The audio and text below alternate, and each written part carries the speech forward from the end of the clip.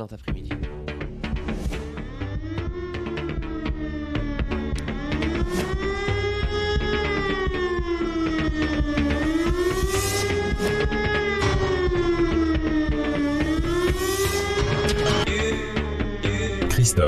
Christophe sur France Maghreb 2.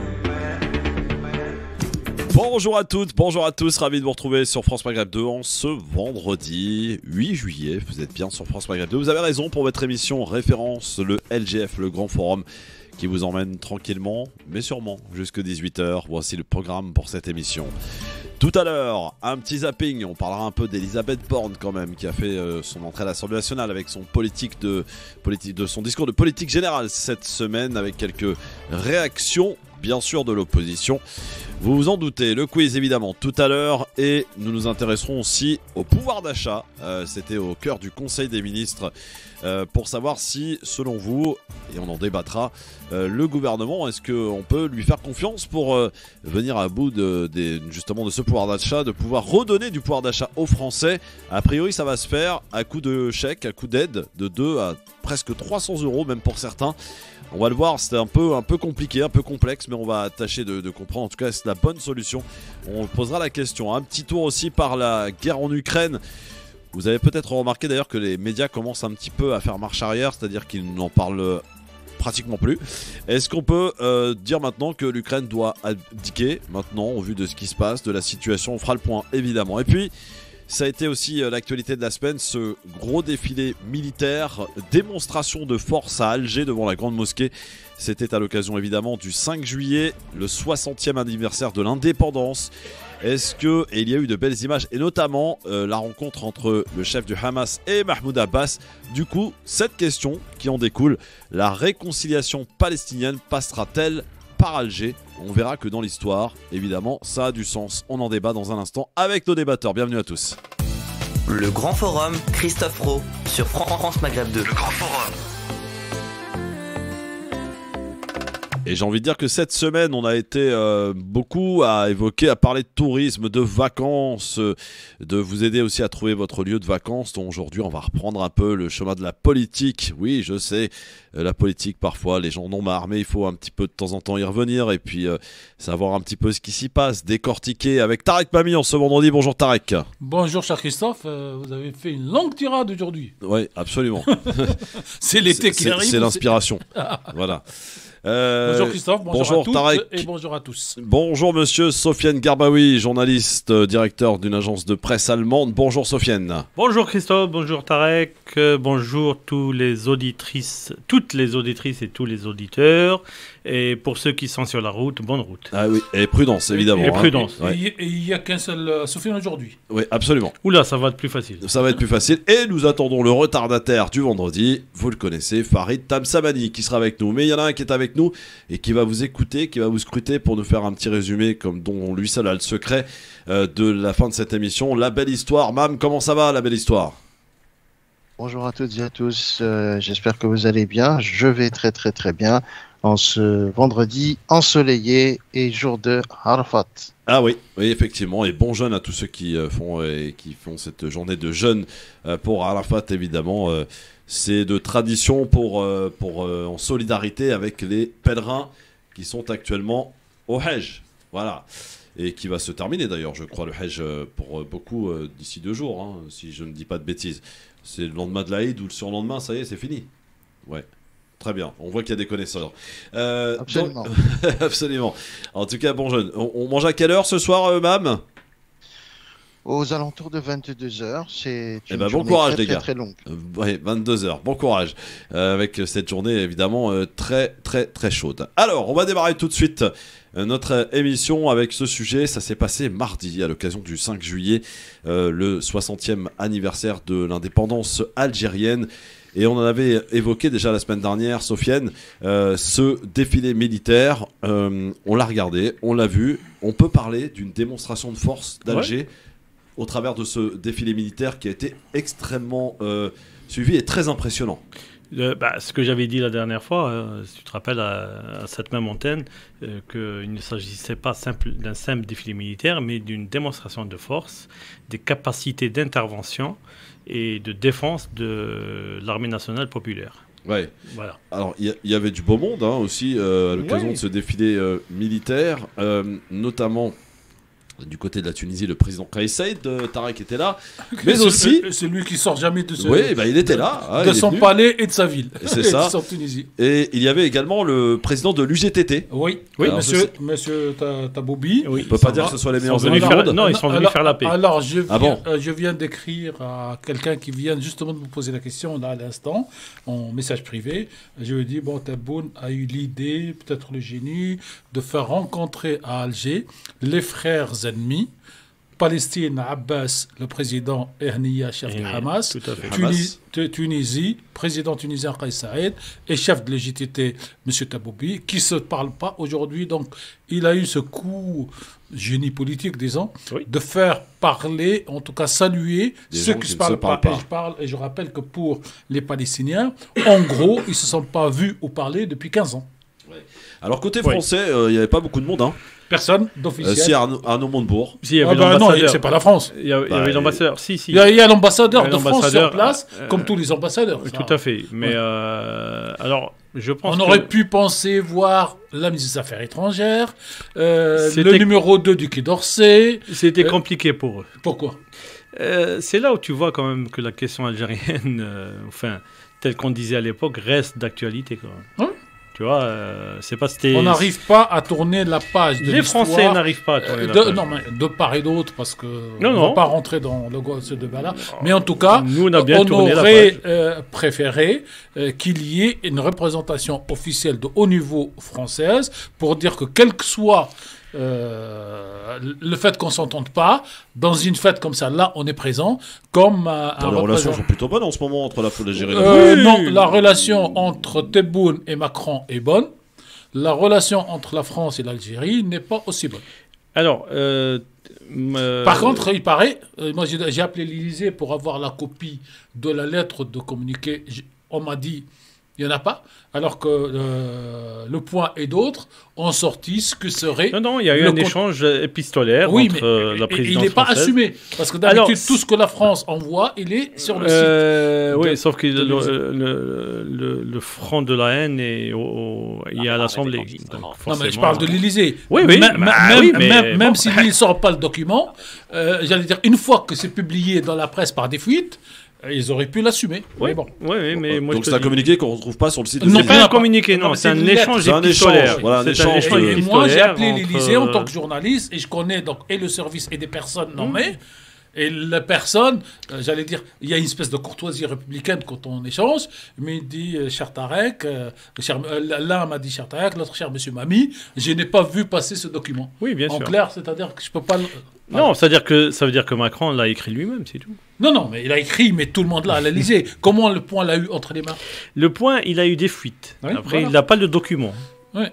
Alors, Alors, il faut juste revenons, rappeler parce que, qu'il y a bon, un ça, journaliste algérien qu'on ne va pas citer ici, a sa petite page dans Le Point. Oui. Et donc la fuite, elle Oui, peut être... on le connaît. Ouais, on le connaît, mais on va pas lui faire de la pub Oui, plus que il ça. a fait un petit tour par Harache. Voilà.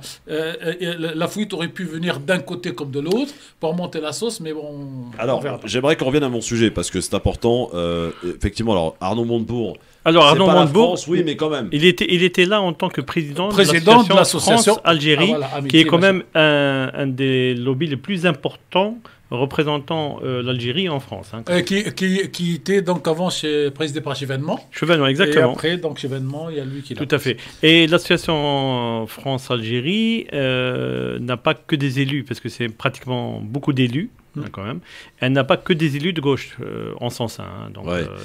tout le spectre politique français, en dehors, Bah, bien sûr, de l'extrême l'opposition, droite. La première opposition est quand même Front National en tant que parti, pas en tant que parti, voire de groupe, puisque la NUPES est aujourd'hui un intergroupe et pas Ouais. un seul groupe. Donc, Alors, est-ce qu'on peut dire aujourd'hui, parce que beaucoup l'ont dit, notamment pendant les Hirak, que l'Algérie, évidemment, rien n'a changé et qu'elle dépend totalement de la France et que rien ne se fait sans la France. Elle dépend de quoi Non. Ben non, mais c'est ce que explique-moi. disent certains. Non, mais certains- non, je veux juste comprendre, elle dépend à quel niveau et de quoi. il y a même un livre qui dit le contraire.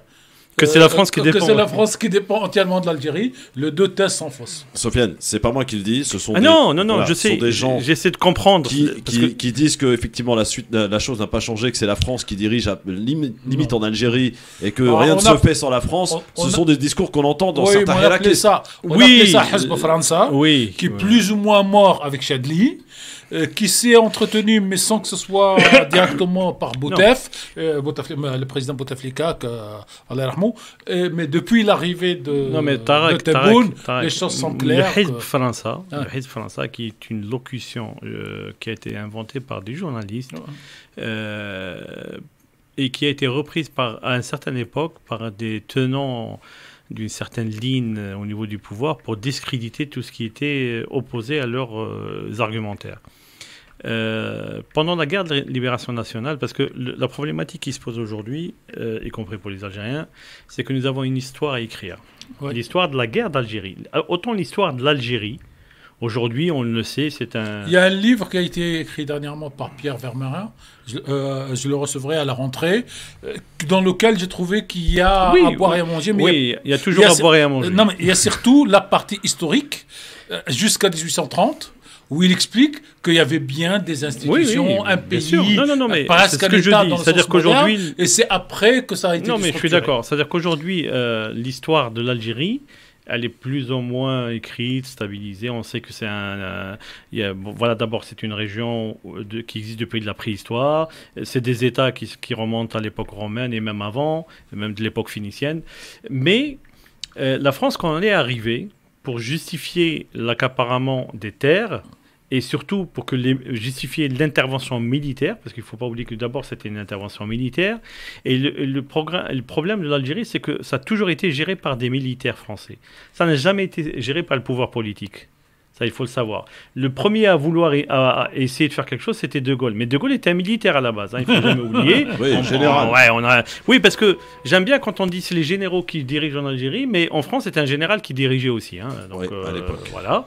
Et donc, par rapport à ça, la France a essayé d'aliéner cette histoire, ce roman historique algérien, pour le remplacer par son propre... Alors, même pas sa propre histoire, l'histoire que les militaires acceptaient. L'histoire que les militaires acceptaient de transparaître pour s'accaparer. Parce que Napoléon III, quand il est arrivé ici, ils ont parlé de terre incognita, terra incognita, c'est-à-dire une terre pas colonisée, à récupérer parce qu'il n'y avait personne. D'ailleurs, ça rappelle un peu la Palestine et l'Amérique. Une terre sans peuple. Oui, et l'Amérique. Sauf qu'il y avait... J'y vais. Il y avait quand même... je ferai juste remarquer qu'il y avait... je vais te donner un chiffre. Avant l'arrivée des Français, il y avait à peu près, sur le territoire national algérien, 8 millions d'autochtones. Ouais. À la sortie des Français, il y avait 8 millions d'autochtones. Cherchez l'erreur. Alors, j'aimerais qu'on revienne à mon sujet. On va y revenir dans un instant avec notre ami Farid Tamsamani qui arrive à grands pas. Ma question aujourd'hui, au travers de ce défilé militaire qui avait lieu mardi, rappelons-le, il y avait aussi d'ailleurs la cérémonie de clôture des Jeux méditerranéens qui était grandiose. Ouais, on peut le dire, oui, franchement. Bien sûr. Et la cérémonie d'ouverture et la cérémonie de clôture, bien réussi. A priori, il n'y a pas eu visiblement de problème. Tout s'est bien passé. Les délégations sont toutes contentes, donc tout va bien. Ça s'est passé évidemment du côté d'Oran. J'aimerais qu'on revienne à ma question et dans un instant, le temps qu'on salue notre ami Farid Tamsamani qui fait des progrès de semaine en semaine. J'essaye. Il gratte 5 minutes chaque semaine. Donc, comme moi. On va arriver, je pense que d'ici fin juillet, on va arriver à ce qu'il arrive à 16h. On va y arriver. Quoi que non, il va se barrer en vacances bientôt. Mince. Bon, bienvenue Farid. Merci. La question est toute simple. La réconciliation palestinienne au travers de cette rencontre entre le chef du Hamas et Mahmoud Abbas qui a eu lieu à Alger devant les photographes aux côtés de Tebboune. D'ailleurs l'image est belle d'ailleurs. On voit Tebboune au milieu je crois des deux. Et voilà, donc est-ce qu'elle passera par Alger cette réconciliation? Parce qu'elle est attendue, elle est importante et elle a peut-être aussi un sens politique à décortiquer dans un instant avec vous. Ne bougez pas. Eh oui, le LGF, merci d'être avec nous et les débats même hors antenne sont enflammés. Merci d'être avec nous aujourd'hui avec Tarek Mami, journaliste qui est avec nous, avec Sofiane Garbaoui, journaliste aussi. directeur d'une agence de presse allemande, et avec notre ami Farid Tamsamani, qui est dans l'intelligence économique, mais pas que. Mais pas que. Mais pas que. Ça sent bon les vacances, mon Farid. Pas encore, mais bientôt, ouais. Oui, Mais c'est pas pour que. ça. Mais pas que. Mais pas que. Même en vacances, en fait, on n'est pas complètement en vacances. Et la belle histoire aussi qui est avec nous et qui vous scrute, qui vous écoute. Alors, je ne sais Salut, pas Mam. si Christophe m'entend. Je t'entends, la belle histoire, on t'entend On t'entend, parfaitement. on t'entend. même. Alors, j'espère Salut, la belle que histoire. Farid va bien également. Salut. Lui, Moi, je t'ai pas je entendu, voulais mais aussi ça va, intervenir- alhamdoulilah. Farid t'entend pas, mais il va t'entendre. Oui, qu'est-ce qui se passe la belle histoire? On t'écoute. Oui, je voulais simplement. Le titre de la chronique est déjà trouvé. En l'occurrence, ça s'appellera le Tour de France. Je voulais savoir, du coup, si vous aviez des petits mots pour pouvoir pimenter, effectivement, oui, oui, alors, mettre tout un à peu fait. de graisseur dans la chronique. Aujourd'hui, si je peux me permettre, vous pouvez faire, parce que les auditeurs vont le penser, vont le dire, le titre de votre chronique devrait être France, Maghreb, peut-être 2, parce que à l'accent, donc, il y a les 3 pays. En tout cas, il y a des gens dont les parents eux-mêmes sont originaires de 3 pays du Maghreb. Donc aujourd'hui, vous avez un France, Maghreb, exact. Oui, bon, alors un petit mot, Tarek, pour la belle histoire. Un petit mot. Alors, moi, j'ai regardé... Un mot, j'ai pas dit une phrase. Oui, non, j'ai regardé toute l'actualité Ouais. pour en tenir le mot qui m'a frappé aujourd'hui. C'est le Japon. Et donc, le mot, c'est inacceptable. Inacceptable. Sofiane, un petit mot pour la belle histoire. oui, alors. Un mot. Ma SNCF. Ma SNCF. Ouais. C'est ce truc-là, mais comment il va le placer? C'est 2 Ma mots, ça. SNCF? Non, c'est c'est un seul mot. Ma SNCF. SNCF, vous connaissez Bon. le Oui, chemin bien de sûr, fer on connaît, français. Voilà. on est enfin, Oui, parce que j'ai écouté aujourd'hui le directeur de l'exploitation, je crois. Ça doit être ça. Et c'est extraordinaire comment on peut ramer quand on n'a pas de réponse. Et le scoop, c'est que M. Castex, Oui, il va devenir président de de ski ferroviaire. voilà. Ouais. De, Comme quoi, on arrive toujours à rebondir, hein. de la Il va être président de la société qui structure, gère le ferroviaire. Le prix les déficitaire. investissements. Ah Non, oui. qui gère les investissements dans le ferroviaire. Farid, un petit mot. Petit pois. C'est 2 mots aussi. Ça, c'est 2 mots, ça. Non, c'est un mot composé. Ah oui. bah, d'accord. Petit Non, point. mais il cherche aujourd'hui. t'as vu ça La belle histoire, bon courage. Hein. Et il est inacceptable de ne pas avoir les petits pois chez soi, surtout que la SNCF est faite pour les transporter. Voilà, parfait. Voilà, t'as ta Là. petite phrase, la belle histoire. Hein. On t'a même facilité le boulot. Et toi, Christophe? Et moi bah écoute, voyage. Parce qu'on a beaucoup parlé de voyage cette semaine dans l'émission. Et la SNCF fait Alors, voyager.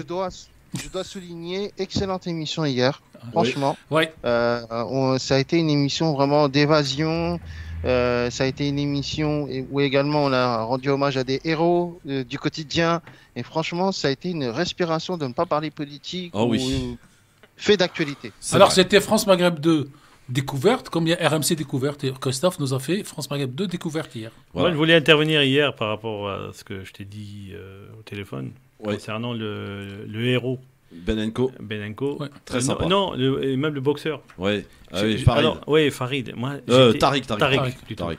J'ai été quand même frappé par le peu de publicité qu'on De a fait. Co qui a eu son acte. Oui, c'est extraordinaire parce que les 2 Américains dans le train. qui, Il y a même un film qui a oui, été il y a fait eu un par film, Hollywood. ils ont eu la médaille du mérite de je sais pas quoi, reçue à l'Élysée et tout.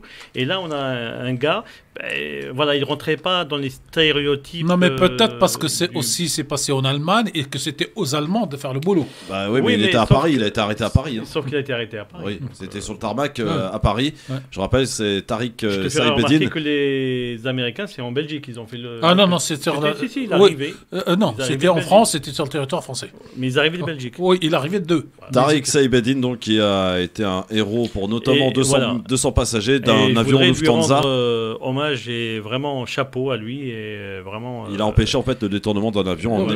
neutralisant le terroriste. Pas Bah, que il y a le une façon de détournement, faire. il a peut-être sauvé 200 vies. Ah bah oui, mais il l'a sauvé. Et Voilà, il y a une c'est façon de faire. C'est par exemple acheter, je sais pas moi, 200 000 exemplaires de son livre et les distribuer dans les Oui, dans les Oui, bien sûr, bibliothèques. parce que c'est un publiques très bon de exemple toute pour la la France. jeunesse. Voilà, pour la jeunesse, voilà. La jeunesse de France. Bon Farid, on parle Yes. de ce qui s'est passé mardi à Alger Oui. lors du défilé militaire. Il y a eu de belles images et notamment cette rencontre de gens qui ne se parlent pas, notamment entre le chef du Hamas et Mahmoud Abbas. D'où ma question d'aujourd'hui, Farid. est-ce que la réconciliation palestinienne peut-elle passer par Alger? Bah, pourquoi pas, c'est déjà un très grand pas. Petit correctif, ils ne se parlent pas devant les caméras, hein, naturellement. Non, ils ne se sont pas rencontrés physiquement Voilà, c'est ça. depuis plus de 15 ans, physiquement. Mais ça se parle. Oui. Oui, Ça, via ça, service. ça se parle. Mais bien, physiquement, voilà. ils ne se sont pas vus. Pour Non, se mais serrer la main. l'image est extraordinaire. Voilà. Elle est très belle. L'image Très est belle très image. belle. Ça fait notamment référence, il faut quand même le dire. J'y ai pensé, mais je ne vais pas vous le dire. Ah. Allez-y. Je sais pas ce que. C'est Palestine. Comment? C'est la rencontre entre Pérez et Arafat.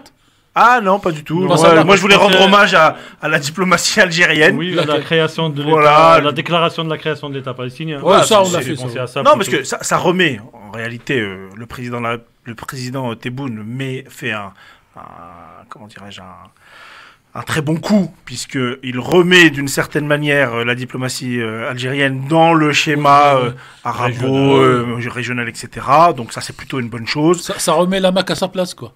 Voilà. La Mac des révolutionnaires. C'est plutôt pas mal. Oui. Si ça peut aider à la réconciliation, effectivement, Tant mieux. des organisations palestiniennes, c'est encore mieux. Est-ce que ça suffira? Je n'y crois pas. Moi non plus. Objectivement parlant, c'est de la belle communication, mais il en faut. Il en faut pour faire avancer. Et j'espère qu'elle aura un impact réel, par contre, sur le terrain, qui, à mon avis, est beaucoup plus complexe. Voilà, il y a... Pour la symbolique, on peut toujours rappeler Exactement. le match États-Unis-Chine, un match de ping-pong qui a permis d'ouvrir Oui, voilà, le voilà. vin. Donc, sur la Bon, après, symbolique, c'est très beau. c'est la société civile, parce Oui. que c'est le sport, etc. Ouais. Là, c'est un État, un président d'un État, donc c'est un peu différent. Mais par contre, les États-Unis, en fait, mais on va le voir très concrètement, puisqu'il y a la tournée Ouais, de Biden. du président américain dans la région, et les Palestiniens sont déjà associés. Alors, de près ou de loin, mais en tout cas, ils sont associés, puisque Biden forcément fera une déclaration, forcément fera une incursion dans les territoires Apparemment, palestiniens. Ça, on verra. Parce Du que, 13 au 15 juillet. oui, Voilà, c'est ça. Apparemment, il n'ira pas dans les territoires. Ah, C'est ce que dit son secrétaire d'État aux affaires bah, étrangères. Ça se discute, en fait, ça en ce se moment. discute Voilà. parce Ça se qu'il y a discute. une rencontre entre, comment il s'appelle, Le nouveau Premier ministre israélien et le président, bien sûr. palestinien, Forcément.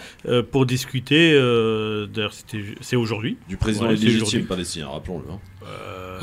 Oui, Là- il est légitime parce que son Depuis mandat 2009. c'était 2009-2010. C'est fou, hein. Alors- Et imaginez, Non, mais- et imaginez un président, pour faire simple, algérien, tunisien ou égyptien, tout le monde aurait dit mais la démocratie, le truc, Oui, le machin. mais je vous aurais Pourquoi on dit- leur dit pas? Parce qu'en fait, justement, ils n'ont pas cette culture démocratique. Non, Non, mais- on leur dit pas parce qu'on a besoin que ce soit arabesque pour. Non, non, alors, non. oui, il y a certains qui, oui, vous avez raison, Ouais, c'est peut-être, un mais c'est pas raccourci pour quand ça. même. Voilà, c'est un Alors, raccourci. petit aparté terminé. Allez, revenons donc à ce qui s'est passé à Alger. Tarek, Mami, pourquoi vous n'y croyez pas, au-delà des images belles mardi, que ça puisse marcher cette réconciliation? Parce que l'incompatibilité politique est tellement lourde, les tenants idéologiques de part et d'autre sont tellement lourdes, le fait que, j'allais dire, demain, Abbas, sans cette prétention de représenter seul, et même plus avec l'OLP, la Palestine s'effondrerait s'il venait à discuter et à trouver un terrain d'entente avec Hamas. Vous croyez Et pas, de c'est l'autre côté- entre eux, vous croyez pas, c'est ça?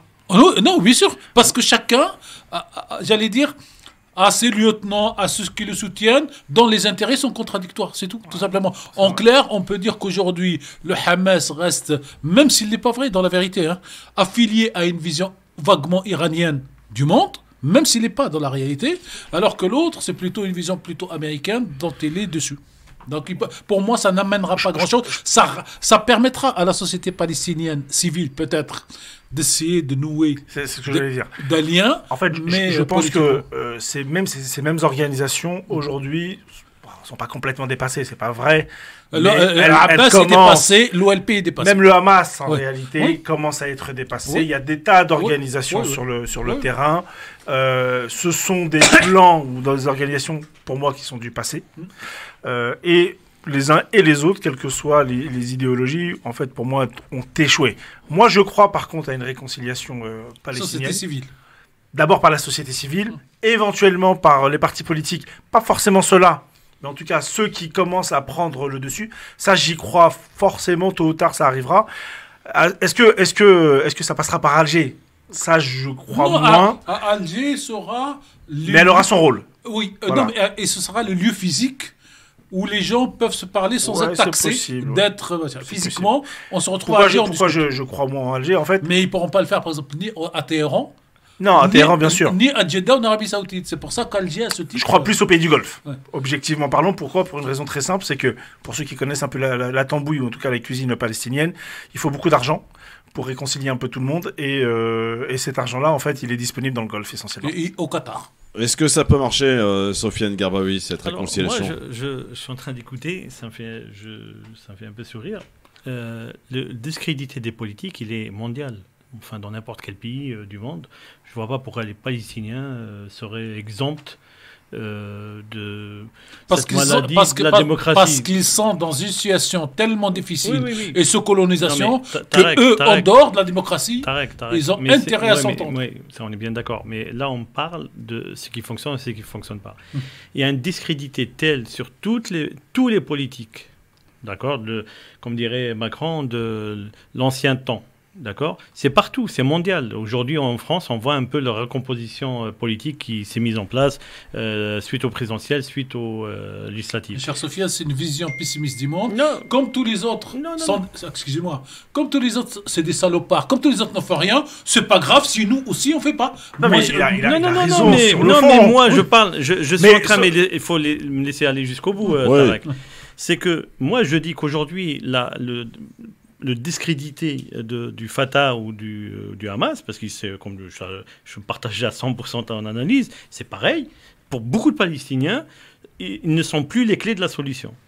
Donc, ils sont en train d'essayer de nouvelles formes aussi bien de combat contre l'occupant israélien que de comment on remet en place des choses pour pouvoir, des passerelles entre les différentes factions qui sont toutes représentatives du peuple palestinien. Hein. Chacun se revendique, ou du moins chacun se revendique comme tel. Donc, moi, ça, c'est beaucoup... Aujourd'hui, la question qui se pose, c'est que veulent les États-Unis ? Parce que ça, on l'oublie. C'est-à-dire, on pense qu'il y a une question juste entre les Palestiniens, etc. Non. Les Américains, que ce soit les accords d'Abraham, que ce soit... Ils ont toujours été derrière les avancées plus ou moins valables, hein, plus ou moins acceptées par tout le monde, ou qu'ils ont imposées. Les accords de Camp David, par exemple? Les accords de Camp David, par exemple. Donc, aujourd'hui, c'est que les accords d'Abraham ont montré leurs limites. C'est-à-dire que la population, enfin la rue arabe s'est sentie flouée parce que tout le monde pensait à un moment, oui, ben, on va faire la paix avec Israël, et ben, il va y avoir un État palestinien qui va être reconnu, et les choses vont rentrer dans l'ordre, il n'y aura plus cette guerre, et au lieu de mettre 10-15% du PIB dans l'armement, et ben, on les mettra dans le développement social, économique des pays. Or, ce n'est pas le cas. Le premier à s'être fait avoir, c'est le Maroc. Le Maroc aujourd'hui, il est dans une situation telle qu'il aurait pu à un moment peut-être avoir son mot à dire, plus maintenant. Maintenant, le Maroc, il est exclu de cet équilibre. Quand tu disais c'est une question d'argent, effectivement, le Qatar, y compris avec son argent, ou les Émirats, sont exclus aussi. Moi, je ne les vois pas aujourd'hui intervenir pour réconcilier quiconque, quel que soit l'argent. Il n'y a que les États-Unis. L'Algérie, et là je rejoins Tarek, de dire que c'est pas l'Algérie qui va, elle, réconcilier tout le monde, hein, mais la symbolique du lieu, bah, c'est là-bas où il y a eu quand même la déclaration de l'État palestinien, c'est quand même important, c'est là-bas où on a sauvé l'existence des dirigeants israéliens, l'attaque qui était prévue par les Israéliens après l'attaque de Tunis. Donc, ça peut être cette symbolique. Et je pense que le président Tebboune a compris tout cela et il a joué sur cette symbolique pour pouvoir faire ce rapprochement. Parce que je ne pense pas... Moi, j'ai regardé un peu les photos. On voit qu'il y avait quand même une petite gêne entre les deux. C'est pour ça que moi, ça m'a rappelé l'image oui. Pérez, Arafat, où il faut que quelqu'un les pousse pour qu'ils se saluent. Qu'est-ce qu'on fait Qu'est-ce qu'on dit? Qu'est-ce qu'on fait? Comment on le fait? Mais il y avait quelques photos quand même qui étaient intéressantes. C'était derrière les lieutenants, que eux étaient tous sourires. Une photo, ça se lit, d'accord, comme un journal.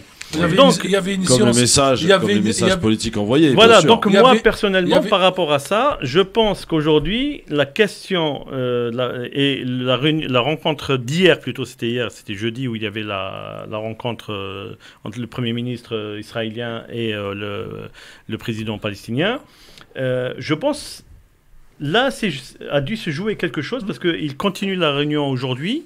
Parce que Biden doit arriver le 13 et le 15 pour une visite en Cisjordanie occupée et en Israël. Et je pense que là, Biden aura tout intérêt, parce que par rapport au front interne, aura tout intérêt à faire émerger quelque chose de nouveau. Alors, deux éléments, Oui, deux idées. avant la pause, il faut qu'on Oui, parle de Macron qui va se rendre à Alger bientôt. Oui, bientôt, c'est le mois de novembre, à confirmer. Avant. A priori, à la rentrée. À la rentrée. Oui. Bon. Je le confirme. Et d'ailleurs, c'est très attendu et c'est même urgent. Autour de l'Algérie, autour de l'Élysée, on parle de novembre. Mais bon, j'espère me tromper. Et deux choses. La première, c'est qu'il y avait une science quand il y avait l'Union soviétique, que les Américains ont appelé en quelque sorte la soviétologie, qui fait que tous les ans, ils prennent la photo donc, de l'anniversaire de la prise de pouvoir communiste pour comparer les photos d'une année à l'autre. Ceux qui disparaissent. Ceux qui disparaissent, ceux qui apparaissent, et c'est comme ça qu'ils projettent leur politique. Ça, c'est la première. La deuxième chose, si vous voulez, c'est sur la Palestine. Moi qui connais un petit peu ce pays pour avoir été à quelques reprises, aujourd'hui, mes interlocuteurs palestiniens ne veulent plus entendre parler de Abbas, un peu moins de Hniya, parce qu'ils considèrent que Hniya, il est dans son coin et qu'il ne les contrôle pas dans cette vision et qu'il n'empêche pas... Qu'il a fait moins d'affaires, on va dire. Oui, non, mais et plein de choses. Alors que pour Abbas, j'allais dire aujourd'hui, les gens, ils disent, même s'il dit demain, on va signer, on ne le croit plus. Ouais. Dans un instant, Emmanuel Macron qui devrait se rendre à Alger, c'est ce que révèle la presse aujourd'hui.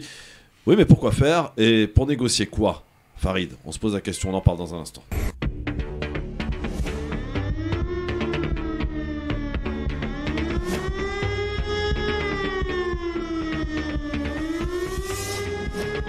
Merci d'être avec nous en direct dans le LGF sur France Maghreb 2 avec Farid Tamsamani, Sofiane Garbaoui, Tarek Mami qui sont avec nous aujourd'hui sur France Maghreb 2 pour parler de cette visite d'Emmanuel Macron. On peut le dire aujourd'hui parce que la presse l'a annoncé.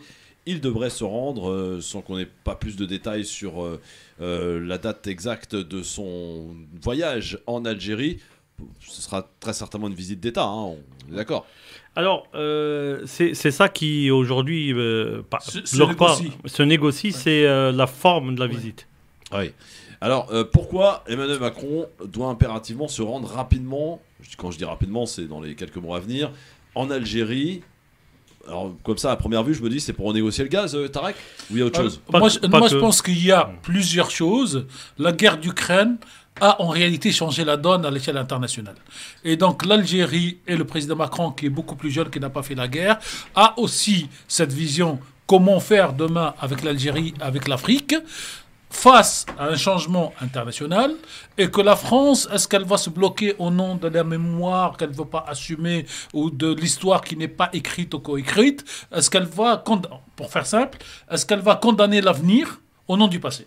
C'est ça la grosse question qui doit être dans la tête de Macron. Et donc y aller, c'est à la fois de la symbolique pour tourner la page, peut-être avec les dernières concessions que les Algériens demandent, et surtout se projeter entre gaz, entre force. Aujourd'hui, la démonstration de force de l'armée algérienne, elle a envoyé un message, c'est que l'armement, il n'est pas français, il n'est pas occidental, il est à la fois russe et local. Et donc, Où ça en Algérie. Sérieux là? L'armement, il est quoi? Il est français? Non, il est multiple. Non. Oui, il est principalement. Je sais. Il est principalement. En majorité. Non, mais c'est ce que j'ai dit. Il est principalement aujourd'hui russe. Oui, non, il est principalement russe et il commence à être algérien. Et c'est cette dimension-là, c'est-à-dire un pays. Je termine, s'il vous plaît. Et à partir du moment où un pays commence à construire. On est pas en ligne. Hein? On est en ligne, oui. Pardon. À partir du moment où un pays commence à construire sa structure militaire, ce n'est pas celui que, comme on va faire ça pendant la guerre d'Irak, où les Irakiens ont découvert que tous les missiles ne partaient plus parce qu'ils ont été bloqués par Thompson à Paris. Donc, on ne négocie pas de la même manière. Pourquoi C'est pas dans cette surprise-là. Farid, Oui. pourquoi Emmanuel Macron doit se rendre rapidement en Algérie? On a annoncé visiblement. Tu poses la question pourquoi il doit se rendre ou Bon, pourquoi déjà, premièrement, c'est un pays ami, donc du coup, il est naturel Non, mais qu'il de temps en pourquoi temps. la précipitation de se rendre à Alger maintenant? Pourquoi Il l'a pas fait. Ah non, l'a il est pas fait- en retard. Ah non, il je l'a pense pas pas fait que ça- depuis 2017, hein, Non, rappelons-le. mais il est en retard. Hein, Oui, j'ai mais remarqué. les liens sont présents. Il y a de temps en temps de la friture sur la ligne. Il y a une urgence. On va parler très clairement, une urgence énergétique, Oui. qui est le Tout gaz. est une question de gaz finalement. Voilà. Il y a du gaz dans l'eau. Le gaz, alors même si la France est un peu moins préoccupée que les Allemands, on va quand même aller vers des restrictions gazières, en tout cas d'énergie à la rentrée. Tout à fait. Je Nous en rappelle prévenons. que l'immense majorité du gaz français provient de Norvège et de la Russie. 17%. Et le gaz algérien, je sais plus combien il est, mais On est à 12%. voilà. Oui, 12, Ce qui est déjà pas mal. Mais surtout, il y a surtout les perspectives. Les perspectives gazières, c'est-à-dire que l'Algérie a la capacité de Ça livrer. pourrait changer, Farid. Là, Comment ces chiffres aujourd'hui qu'on donne, là, effectivement. Bien sûr, mais je pense qu'ils Est-ce vont que, par changer. exemple, l'Algérie, 13% aujourd'hui, grosso modo, ça pourrait augmenter, par exemple. Oui, j'en suis même Ouais. persuadé. Ça, Ouais, c'est 20, déjà en cours, en fait. Hein. Oui, 20-23%. Exactement, je pense que c'est déjà le truc. Et la deuxième selon moi en tout cas, la deuxième raison du déplacement du président de la République Macron à Alger, c'est le Sahel, tout simplement. La région Sahel, en fait, vous la connaissez, elle est particulièrement compliquée, et je pense que la clé de la résolution d'une partie de ce conflit-là est clairement à Alger. Alger a toujours fait ce qu'elle voulait dans cette région-là pour différentes raisons, suite à la décennie noire notamment. Et donc du coup, je pense que les Français s'étant officiellement retirés, en tout cas pas retirés complètement, mais en tout cas beaucoup Elle était exclue du jeu. exclus du jeu, notamment au Mali. L'idée, enfin pas exclus complètement parce qu'ils sont toujours présents en Oui, parce qu'il y a réalité. le Niger à côté. Voilà, la question c'est effectivement de sous-traiter, je pense, tout simplement à Alger une partie des choses. Alors pas sous-traiter au sens Ouais, comme là, on l'entend, je- parce que ouais. ça forcément les gens ils vont pas accepter. Mais l'idée c'est ça, c'est une collaboration beaucoup plus importante Très et pour trouver une solution tout simplement. Sofiane, est-ce qu'on peut dire aujourd'hui que la France, par la voix de son président Emmanuel Macron, va à Alger parce que la France a quand même perdu beaucoup de ses intérêts en Algérie? Oui, mais c'est normal, parce que quand on voit un peu les positions françaises qui ont été souvent contraires aux intérêts algériens, il était tout à fait normal que l'Algérie rappelle un peu, je dirais, la réalité, Sa réalité. sa réalité à la France. Bon, voilà, ça c'est le premier point. Deuxième point, ce que disait Farid tout à l'heure, l'Algérie fait ce qu'elle veut dans le Sahel. Non, l'Algérie a un principe de non-ingérence dans les affaires intérieures d'un Sauf pays. qu'avec la nouvelle Non. Constitution. Pardon, Bien sûr pardon, que non. pardon, Non, non. pardon, Non, il parle pas, mais- il parle non, pas non. d'intervention, il parle d'ingérence. D'ingérence. Les ingérences, quand même. Est-ce que Excusez-moi. l'intervention Non, mais- est une non, mais- ingérence ou pas Non, Non, mais non, excusez-moi. pour moi, c'est deux Je choses peux- différentes. si Sofiane. je peux me permettre de terminer, quand même. Alors, je vais te faire un aparté, Tarek.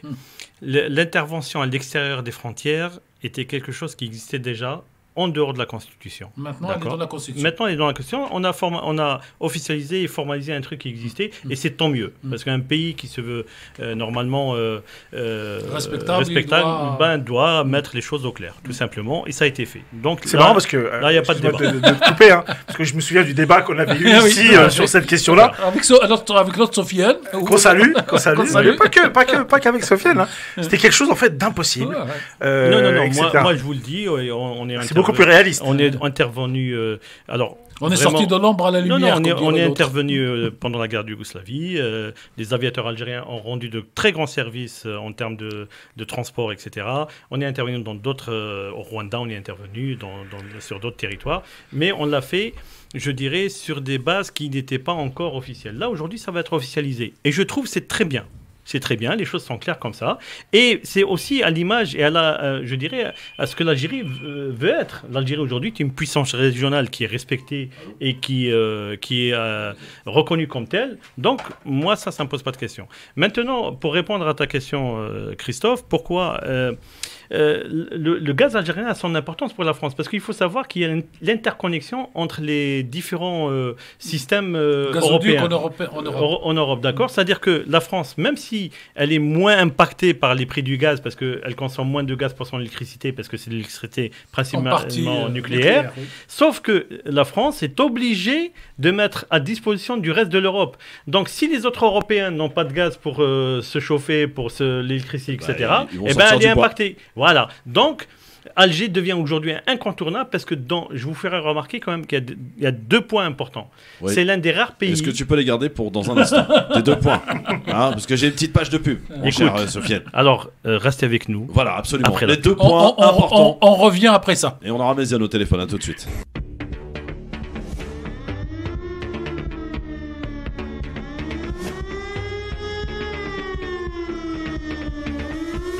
Merci d'être avec nous en direct avec Tarek Mami, Sofiane Garbaoui et Farid Temsamani. Donc les 2 points, Sofiane. Alors, les 2 points. Voilà. Donc, et la France aujourd'hui, elle a besoin du gaz algérien, peu importe ce qu'on puisse dire, pour pouvoir équilibrer sa propre capacité à aider le reste de l'Europe. Ça, c'est le premier point. Le deuxième point, le marché algérien, qui était un marché captif français, plus ou moins, on va dire à 80%, n'est plus.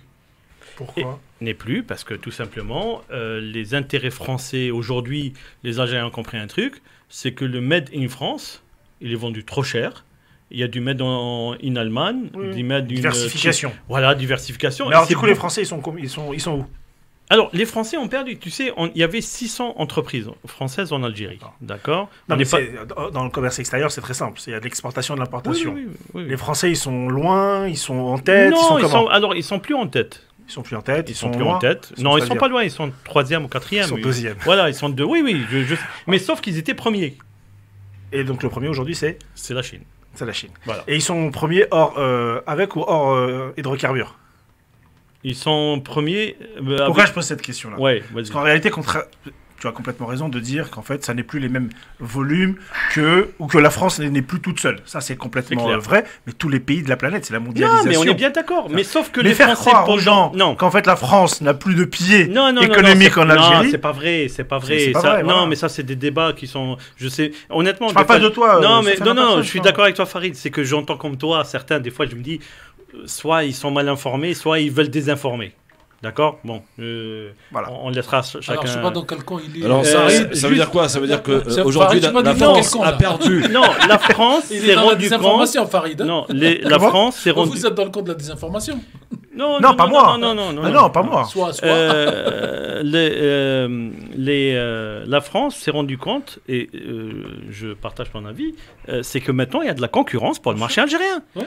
Et que si elle voulait, Il faut revenir négocier. il faut revenir négocier, il faut être présent, il faut être montré patte blanche. Donc qui est en position de force là? Celui qui a l'Algérie. perdu ou celui qui L'Algérie, a... parce que. Non, ça dépend du secteur. tout Non, simplement. mais l'Algérie, je vais te dire Non, mais pourquoi. moi, Parce j'aime que pas l'Algérie. moi, Sophia, j'aime pas cette expression Non, patte non, non. blanche. Dans Si, la si, négociation, si, non, si, si, là, donc- dans une négociation, il y a donnant. L'Algérie a besoin. Jusqu'à Ouais, maintenant, égal. l'Algérie n'a fait que donner. Voilà. Il n'y a ça, pas eu c'est de votre retour. point de vue. On a... Non. écoute, je vais te donner un exemple tout simple. L'exemple de l'usine d'insuline avec nos. Ça ne concerne pas la France, hein, bien sûr. J'ai oublié le géant mondial des médicaments, Nover. Vous parlez de Pfizer ou de. Non, Noverdosk, je crois que c'est les Suédois. Ils devaient construire une usine pour fabriquer de l'insuline. D'accord. 10 ans de retard. Pas du fait des Algériens, hein. Parce que tout simplement, les Suédois, en exportant leurs produits déjà faits, gagnaient du temps, parce que si la production algérienne, ils gagneraient beaucoup moins. Dans leur tête, hein, parce que, voilà. Donc il a fallu que le ministre de la Santé tape sur la table, qu'il leur mette un peu la pression, et là, l'usine va commencer à produire. Donc, quand je dis montrer patte blanche, c'est pas de dire on est des gentils, etc. Prenez-nous, c'est pas ça. Quand je dis montrer patte blanche, c'est-à-dire qu'il y a un intérêt pour Non, l'Algérie. non, mais Jusqu'à maintenant, les Mais choses se sont faites. Pourquoi il y a un intérêt? On va faire de l'étymologie de la langue. Quand quelqu'un dit donner patte blanche, ça veut dire je reconnais que tout ce que vous dites est quelque chose de oui. véridique, j'accepte. C'est Oui. pas comme ça que ça marche. La négociation diplomatique a ça de fort. Ce on que parle pas de- quelle que soit la partie, chaque partie dit voilà mes cartes, voilà mes arguments, comment on peut les marier on les uns parle aux pas de autres. la même chose. Ah oui. On parle pas de la même chose. Bon, Alors, si je veux faire un peu le lien, la diplomatie économique. Oui. La diplomatie économique, c'est quelque chose de réel. Oui. La structuration de l'économie algérienne aujourd'hui est déséquilibrée. C'est pas nouveau, Elle est mono. c'est le malheur, Ah ouais. le malheur ou le bonheur, ça dépend comment on se place, de ce pays-là, c'est qu'elle a des ressources énergétiques énormes. Et À pas part- que. Non mais, Et pas que. bien sûr, elle a beaucoup d'autres ressources, mais celles qui lui rapportent aujourd'hui 98, par facilité, voilà. Qui est exploité. 98. Non mais Sofiane, on est sur la réelle politique. 98% Non. du budget vient de quoi? Non, non, non. Il non. vient pas de la l'agriculture. Non, non, il vient de la fiscalité pétrolière et parapétrolière. Alors, Donc, non, sans, non, non, non. sans aller jusqu'à la, Non, non, sans non, aller non, jusqu'à c'est pas l'histoire du 98, budget. C'est pas 98%. Il est à combien? Non, c'est pas 98%. Il est à combien? Je vais te dire. Ouais. Soit tu fais des questions. Ouais. C'est pas 98%, d'accord? D'abord, c'est 87% des devises algériennes. Pas du budget de l'État. Il faut pas se. Voilà, Alors, si on veut rentrer dans les Je veux détails mettre- un alors, peu. sans rentrer dans ce détail-là, Voilà. est-ce qu'on est d'accord pour dire que la structuration de l'économie algérienne est déséquilibrée? Oui. Il n'y a pas besoin d'avoir fait beaucoup D'avoir d'études. fait, Saint-Cyr. Voilà, pour dire ça. Pourquoi? Parce qu'en fait, ce pays-là a une ressource magnifiques, qui sont notamment des ressources énergétiques, qu'elle vend par facilité, et tant mieux, à l'étranger. La difficulté de ça, c'est qu'en parallèle, je dis bien en Qui parallèle, développe pas le reste. le modèle économique du pays développé jusqu'à présent, j'espère que ça changera, en fait, fait qu'en fait, on importe. Au lieu de produire, construire grâce à cette manne financière, en fait, par facilité, parce que certains n'ont aucun intérêt à produire sur place. Je vais faire un truc très court. Je dis une bêtise, le t-shirt. Voilà, j'ai une chemise, là je porte une chemise. L'Algérie, en fait, au lieu, alors elle n'est pas le seul, mais au lieu de produire sa chemise dans son pays, chose qu'elle peut faire en termes de Qu'on textile, avait. exactement. Si tu te rappelles, Exactement. il y avait Sonitex à l'époque. Et Elle apporte tout. Redline. Voilà. Tu te rappelles, une Je grande. vous rassure, la France aussi fait la même chose Tous avec les les pays Chinois, du monde etc. aujourd'hui. La difficulté, c'est que c'est pas la même structuration. La France là, est une industrie, est un pays une industriel, industrie de ce qui n'est pas le cas complet de l'Algérie. Donc c'est pour ça qu'en fait il y a ce déséquilibre pour revenir à la diplomatie économique. Donc il y a un déséquilibre. La France, elle exporte énormément en Algérie. C'est un parmi l'ensemble de ces acteurs, non négligeable, il faut le dire. Pourquoi? Parce qu'en fait les Algériens payent. Et ils payent bien. Et ils payent bien. Pourquoi je dis ça? Parce qu'en termes de diplomatie économique, en fait, c'est pas le cas de tous les pays. De tous les pays, en fait, Je te confirme. parfois, on exporte et on leur fournit en Fournit même l'argent. temps le financement. Ouais. Exactement. Ce qui n'est pas le cas de l'Algérie. Donc, du coup, c'est un bon client. Je trouve que moi, c'est malheureux pour l'Algérie, mais l'Algérie est obligée de nourrir et d'offrir un certain nombre de produits de consommation De confort à son peuple. à son Tout à peuple. fait, exactement. C'est une politique. Moi, ce que j'ai toujours dénoncé, c'est pas que l'Algérie, parce qu'en fait, c'est très souvent les pays qui ont de l'or noir, malheureusement. En l'occurrence, l'Algérie, c'est du gaz essentiellement. C'est de ne pas, en parallèle, développer une véritable industrie. Je suis parfois sollicité, j'ai des amis qui sont dans le monde économique en Algérie. Même quand ils le souhaitent vraiment, c'est compliqué. Et c'est ce qui fait aujourd'hui que certains pays, dont la France, en fait, et c'est là qu'en fait la relation, elle est tout à l'heure, on était gentil, on disait donnant. Mais en réalité, c'est tenu. Tenue. La vérité, c'est ça. C'est parce que l'Algérie ne peut pas se... Farid, Oui. tu as interpellé Sofiane Nagdari tout à l'heure. Qu'on a salué. Oui, et qui est là. Ah. On te salue, Sofiane. C'est Sofiane, comment va? Sofiane, Farid, Cheikh Tarek, salam alaikum. Alaykoum salam. Il est en train de chercher le mouton dans la ferme. Il va prendre le meilleur mouton de la ferme. Bon, Sofiane, qu'est-ce qu'on a dit comme bêtise? Tu me laisses le foie. Non, Sofiane. moi je pense qu'on est en train de parler de l'Algérie d'avant, l'Algérie nouvelle. L'Algérie nouvelle, aujourd'hui, il y a une nouvelle donne, et une fenêtre géopolitique, elle essaye d'utiliser l'Algérie ou d'en profiter. Aujourd'hui, quand on a parlé de l'économie, le président de la République, quand il a été élu, on lui a posé la question quel genre de réforme. Il a dit nous n'avons pas d'économie. Nous avons de la rente et en distribuer. Là, on essaye de fonder une économie. Sauf que le contexte actuel, aujourd'hui, l'Algérie, il l'a dit, le président, on n'a pas besoin de la France. Qu'elle vienne et qu'on négocie des contrats, marhaba, de gré à gré, d'égal à égal, et qu'on sorte du fameux précaré ou le gendarme de la région, etc. Les nouvelles relations, aujourd'hui, on a vu des accords stratégiques avec la Turquie, des accords stratégiques avec l'Italie, qui est voilà, ce qu'on remarque chez ces pays-là, c'est des petites, ils ont une forte au niveau de la PME, PMI, et ce qu'on veut aller vers l'Algérie, vers cette économie-là. Et on veut, en général, aujourd'hui, en France, c'est les grosses industries. Sauf que les grosses industries, après avoir tardé à venir investir des milliards en Algérie. Vous avez des gros contrats qui viennent d'être signés, par exemple sur le fer, sur Arjbilet avec 3 sociétés chinoises. On a le phosphate qui vient de signer avec des grosses sociétés chinoises avec un investissement de 7 milliards. Récemment, le Qatar, quand il est parti, un investissement de 12 milliards. On remarque, c'est que l'Algérie veut se diversifier, veut aller vers d'autres pays. Et comme dit Sofiane, aujourd'hui, qui a besoin de l'autre? Est-ce que l'Algérie a besoin de la France ou la France a besoin de l'Algérie? Aujourd'hui, pour moi, les sociétés françaises ont moi, c'est les largement deux. à venir investir en Algérie. Faire des Pour emplois. Pour Farid Oui. et Tarek, ce sont les deux que la France a besoin Aujourd'hui, d'Algérie. aujourd'hui. Christophe, juste pour reprendre un peu ce que dit Sofiane. Effectivement, l'Algérie aujourd'hui essaie de diversifier ses rentrées de devises. C'est pour ça, c'est très important parce que quand on dit oui, le budget 98, non, c'est les rentrées de devises. 87%, c'est la fiscalité pétrolière par pétrolière. Le reste, c'est les impôts, etc. Parce que, mine de rien, il y a beaucoup de gens qui paient. Il y a quand même une économie. Hein. Oui, il y a une économie quand même. Non mais qui a plus besoin de l'autre, la France de l'Algérie ou l'Algérie de la Qui a France? besoin plus que l'autre? Je dirais ni l'un ni l'autre. D'accord? C'est deux États indépendants qui sont, je pense, en capacité de choisir avec qui ils veulent travailler, à quel moment et comment le faire. Sauf que jusqu'à maintenant, beaucoup en France, des politiques, pensaient que l'Algérie, parce que c'est dans le... ça, c'est après les accords d'Yalta. C'est-à-dire qu'à la fin de la Deuxième Guerre mondiale, chacun des grands blocs occidentaux... Considérait que c'était, comme le dit Sofiane, que c'est finalement son précaré, etc. Précaré. Et pas inversement?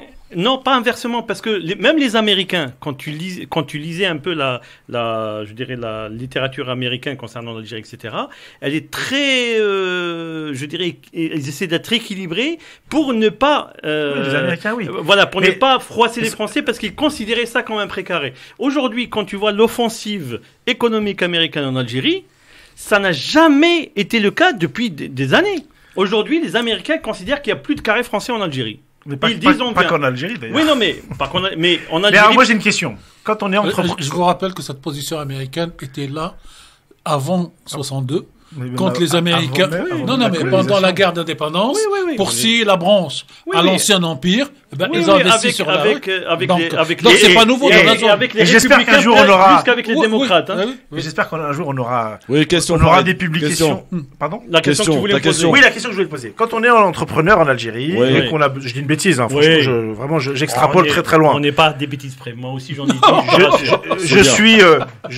J'ai une radio. Oui. J'ai l'équivalent de France Maghreb à Alger, par exemple, et j'ai besoin Inch'Allah, j'ai besoin d'équiper mon studio de radio, de matériel, dernier cri, etc. Est-ce que, objectivement parlant, est-ce que l'entrepreneur algérien, est-ce qu'il pense naturellement, oui ou non, à aller s'approvisionner en France, oui ou non? Alors, moi, j'ai pas de radio, j'ai pas de projet de radio non Non, plus. c'est un exemple que je prends. Je rigole un tout petit peu. Alors, oui et non.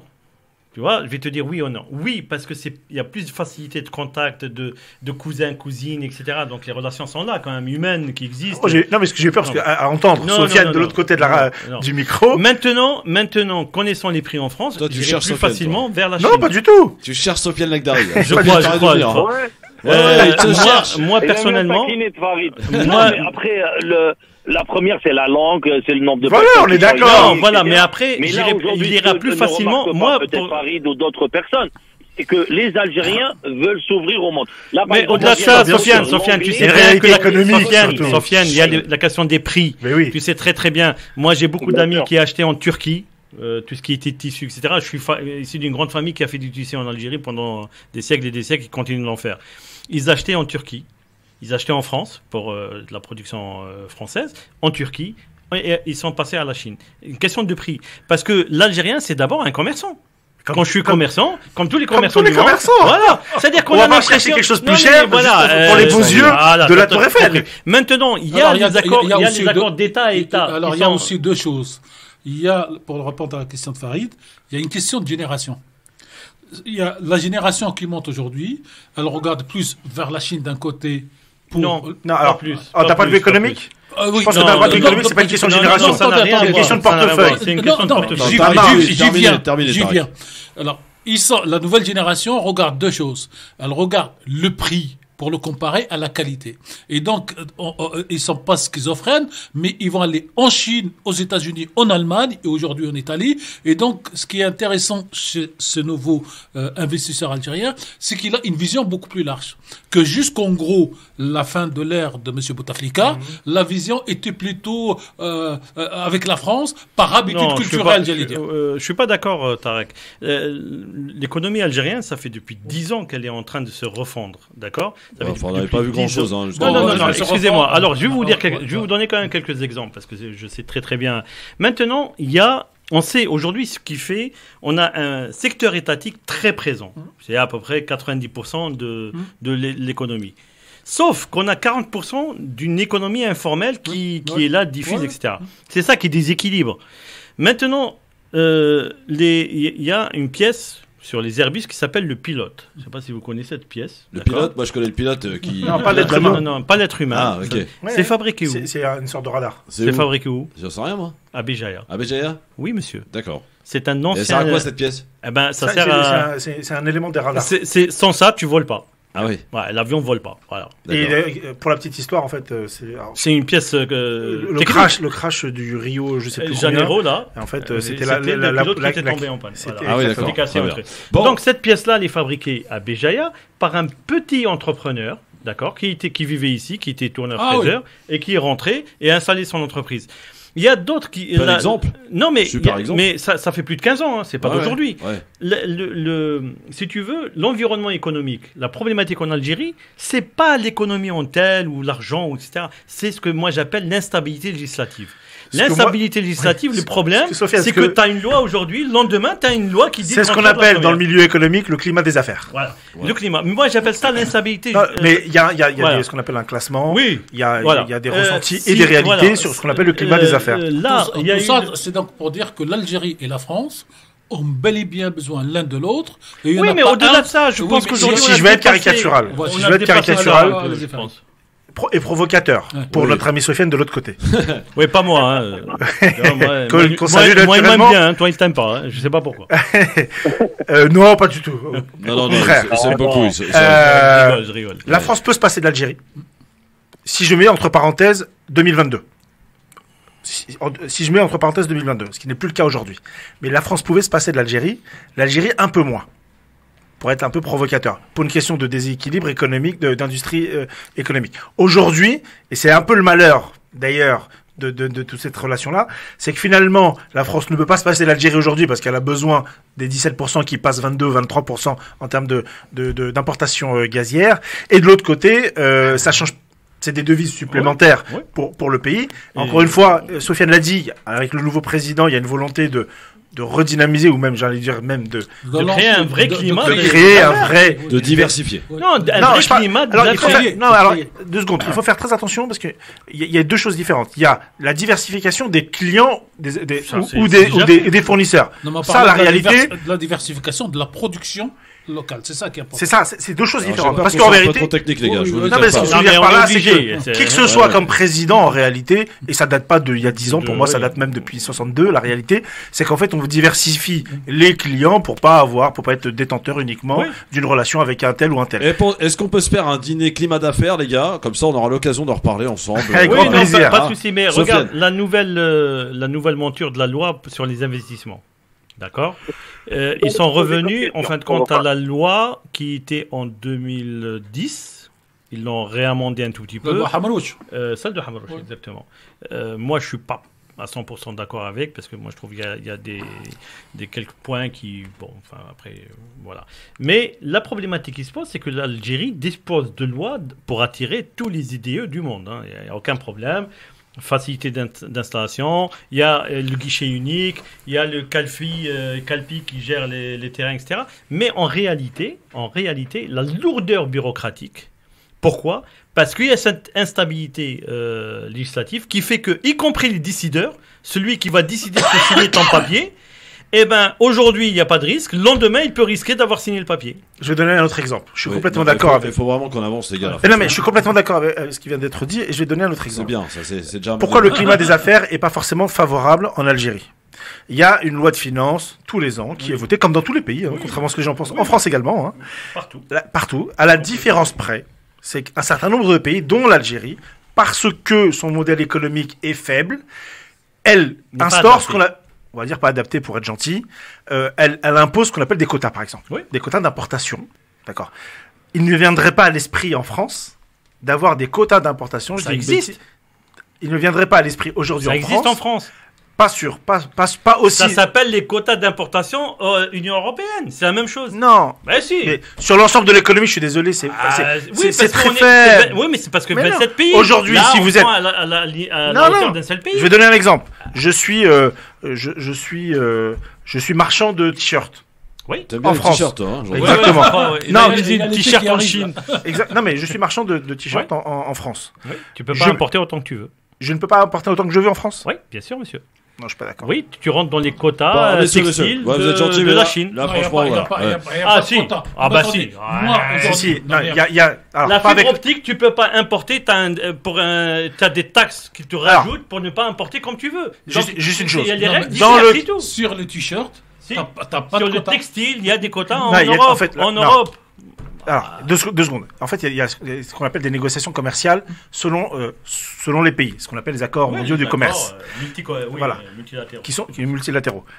Aujourd'hui, pour le commun des mortels en France, Ouais. en fait, ça ne se voit pas. Oui, non, ça ne se voit pas. parce Et on que- n'est pas limité. Pourquoi? Parce que l'industrie en France permet, quand on les a atteints, de pouvoir les produire en France, Oui, par ou exemple. de passer par l'Allemagne ou passer par l'Italie. En Europe, en tout Oui, cas. voilà. En Europe. Ce qui n'est absolument pas le cas de l'Algérie. Parce que l'Algérie, elle est toute seule. Et notamment pourquoi? Parce que tout à l'heure, on l'a parlé, ce qu'on appelle l'économie de rente, c'est quoi? C'est notamment la volonté de donner à certains la capacité d'importation. Oui, mais juste excuse-moi, Ouais. le nouvel accord africain, la ZAFL, la zone de libre-échange africaine, il n'y a pas de quota. Pour l'instant. Oui. pour ces produits, les mêmes produits Oui, qui pourquoi il y sont en a produits pas dans cette zone-là, eh ben il n'y a pas de quota. qu'il y a Sofiane pas de Nekdari, le dernier mot, et on passe à l'Ukraine après. Ouais, moi, juste un petit mot. Le provoque de Farid, il n'y a pas de souci avec. Finalement. Moi, juste pour dire que l'Algérie aujourd'hui est une porte d'entrée pour pas mal de pays pour l'Afrique. Il y a le marché africain, c'est 1,5 milliard d'habitants. Il y a un marché africain que Bientôt pour beaucoup de pays Bientôt veulent deux, ouais. s'acquérir. Il y a la Turquie, il y a l'Italie, il y a énormément de pays européens qui avaient des blocages auparavant. Aujourd'hui, ils misent sur l'Algérie pour qu'elle ait une porte d'entrée pour leurs produits, pour le transfert de la technologie en Algérie. Aujourd'hui, l'Algérie fait des propositions au niveau de l'énergie à prix réduit. Les gens qui veulent aller vers le marché africain, ils sont pas dans l'obligation, mais il serait préférable d'avoir de bonnes relations avec l'Algérie pour avoir le marché africain. Merci, Après, Sofiane. Attends, 2 secondes, Sofiane. Ouais. Ouais, le Maroc, tu l'as pas glissé. Non, je glisse pas le Maroc. Le Maroc maintenant, malheureusement. Ah, Toi, quand tu même. cherches, toi. Ouais, je t'embête un peu, je te taquine. Qu'est-ce qu'on veut dire? Mais on parlait Merci. pas du Maroc. Allez, on parlait pas du Maroc. Non, mais c'est Allez, on extraordinaire. t'embrasse. Sofiane, Merci. je t'embrasse très fort. Salut mon Sofiane. Inch'Allah. Ciao, ciao. On fera un climat d'affaires. On les fera gars. une chouchouka. Ouais, c'est ça. Chouchouka à la marocaine. Merci d'être avec nous. Bah oui, on mange des bonnes chouchouka marocains. Je suis Non, désolé. non, non, non. La c'est chouchouka, une- elle est c'est algérienne une- ou tunisienne? Tunisienne, exactement, mais Mais non, pas au pas Maroc. tout, Christophe, s'il te Eh ben, plaît. pour tagine alors. Non, non, voilà, ils se sont Alors, contentés tagine, de ça veut rien dire. Bon, arrêtez. Tagine, c'est le contenant. C'est Quoi pas le contenu. Non, Eh mais, ben, oui, tu mais commences bien au Maroc, c'est devenu c'est tout. dans l'art culinaire Ouais, marocain ouais, ouais, le contenu qui correspond au Oui, continent. oui, D'ailleurs, oui, en tunisien, Il y a tas des tagines. non, aussi. mais le tagine tunisien est plutôt une pâte épaisse. Exactement. Au Maroc, c'est tous les plats en sauce Ouais. qu'on rajoute, donc la Qu'on met qualité. dans un tagine. Oui, qu'on met dans un Mais tagine. c'est très bon. Moi j'aime bien. Ah, bah, c'est pas comme on quoi, parle. le contenant peut contenir le contenu. En général. Ouais. Bon, dans un instant, on file en Ukraine, les gars, pour parler un petit peu d'Ukraine. Vous avez remarqué que les médias n'en parlent quasiment plus? Enfin, beaucoup. On a quand même mis un petite marche. On a mis un ralentisseur, on va dire. Non, parce que c'est bientôt les vacances. Ah, tu crois? Ah bah oui. Ou Ah, est-ce pas parce que justement la Russie a atteint tous ses objectifs Non, et qu'elle maintenant, mange le dire maintenant, on va parler des trains qui arrivent à l'heure et Ouais, des très trains bien. en retard. Ah, c'est bien, c'est très bien. J'ai un train. Ça s'appelle un marronnier. Un marronnier, très bien. Et ben on en parle. Est-ce que l'Ukraine doit abdiquer? Puis on parlera aussi du gouvernement français avec le pouvoir d'achat, bien sûr, en ligne de mire, bien sûr. Est-ce que le gouvernement peut répondre et redonner du pouvoir d'achat aux Français? C'est les questions auxquelles on va répondre dans un instant. Sans oublier le zapping avec un petit tour du côté de l'Assemblée nationale où c'est. Est-ce qu'on peut parler de bordel d'ailleurs ou pas? Non. Non. Ça s'organise? C'est un lieu de débat démocratique Ah et oui. chacun Ça s'organise. chacun utilise les formes qu'il veut. Oui, très bien. Même Alors, vous n'avez pas assisté en au débat de la simulant 3e République ou la 4e République Non, où j'étais pas c'était né. un peu plus J'étais pas né, brutal. j'étais pas né. Non, mais il y a des archives. Ouais, ouais. C'était un peu plus brutal et un peu plus chaud que ce qui se passe Donc aujourd'hui. c'est mignon en fait. Non, C'est mais mignon. c'est Ouais. pas la C'est mignon, même, c'est là. pas la même qualité de personnel politique quand même. Oui, aussi. Ah, ça, je me permettrais pas parce que Si, à Si, l'époque, non, à non. l'époque, ça parlait français. Non, mais ça parle. Aujourd'hui, ça parle tout sauf français. Non, ça parle la langue que utilise tout le monde. C'est parce que si on doit parler. Pas français, Non, parce que si on doit parler, Ça- Tarek, si on doit parler Non, une mais langue que moi- personne ne comprend, le français, comme toutes les langues du monde, évolue avec son temps. Si vous Et c'est voulez. ça le charme de cette langue. aussi. Moi, j'ai entendu et j'ai lu des textes de débat. Par exemple, lisez le débat de la fameuse loi de 1905. Lisez le texte. Oui, Ok, lisez les. mais c'est un texte, les c'est-à-dire que textes. non, mais les gens ont eu le temps de le réécrire. Oui, Ouais, aujourd'hui. Aujourd'hui, les textes à l'Assemblée ils sont bien écrits. Oui, bien sûr. Moi, par exemple, il y a des textes, par exemple, qui concernent les médias.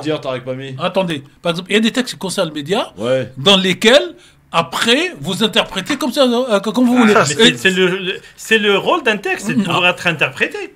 Sinon, C'est le propre de l'action du juge. C'est un oui. peu comme le Coran. Pardon. Le Ouais. parallèle, Il y a un auditeur qui vient de m'appeler, il me dit qu'est-ce qu'il fait Christophe, il compare le Coran à une loi française. Non, pardon. bon. Justement, à l'interprétation, soumis à l'interprétation. Non, c'est pas le Coran n'est pas soumis à l'interprétation. Hein.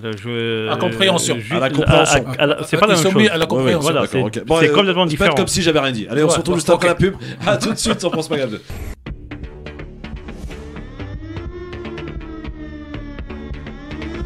Le LGF, merci d'être avec nous sur France Maghreb 2. On va parler un petit peu de l'Ukraine à présent. Est-ce que d'abord, Tarek Mami, vous n'avez pas entendu depuis un petit moment, est-ce que... Bah, je laisse les amis Bah débattre. oui, parce oui, que- oui. Est-ce que la Russie a atteint tous ses objectifs, ou presque, aujourd'hui? Alors, plutôt le presque que Oui, tout. oui. En réalité, il y a aujourd'hui, quand elle est rentrée dans cette bataille, il y avait des objectifs qui ont été annoncés clairement. C'est la démilitarisation de l'Ukraine. Ça, on n'y est pas aujourd'hui. C'est la dénazification de l'Est de l'Ukraine. Ça, c'est en cours et pratiquement terminé. Et c'est officiellement la protection des russophones de l'Ukraine, à savoir donc la région de Donbass, qui se coupe, cher Christophe, chers auditeurs, chers auditrices, de deux grandes parties. Donc au sud, c'est Donetsk, et en haut, donc c'est j'ai oublié le nom, la partie haute. Oui, Kiev, Non, mais c'est pas ça. Le Donbass, c'est comme si vous preniez un petit pays découpé en deux régions. Oui. J'ai oublié le nom de la. Luhansk. Voilà, merci Christophe. Donc c'est Lugansk, et en bas, donc c'est Donetsk. Lugansk a été occupé, récupéré, libéré, ça dépend de quel point de vue on se met, en totalité à 100%. On en est où à Odessa? Parce que c'est là qu'il reste... Attendez. Alors, Odessa ne fait pas partie du Donbass, Christophe. Oui, je sais, mais On ça fait partie aussi des va objectifs l'expliquer. russes. Et la deuxième partie, donc le sud qui est Donetsk, il est occupé, libéré, tout ce que vous voulez, en gros à 90%. Donc il reste à peine cette partie. Après, donc la question stratégique qui se pose, une fois que Poutine ou la Russie a récupéré cette partie du territoire qui représente quand même 20% de l'Ukraine et qui est plus grande que la Grèce. Parce qu'il faut savoir que l'Ukraine est plus grande que la France. Après, est-ce que Poutine et l'armée russe vont se diriger pour occuper la ville d'Odessa ou pas? Et est-ce qu'elle a besoin d'occuper la ville d'Odessa à partir du moment où elle contrôle la totalité de la mer qui est en dessous de Odessa et qui empêche toute l'armée et toute la marine ukrainienne de sortir? En clair, aujourd'hui, l'Ukraine est de fait devenue un îlot de terre sans accès à la mer, en tout cas sans possibilité d'utiliser la mer. Ouais. Et donc voilà un petit peu la situation. Après la phrase terrible d'hier de Poutine, moi, elle me fait peur, parce que... Quelle phrase?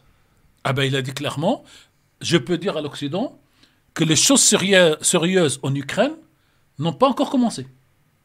Comment faut l'interpréter, ça, Farid?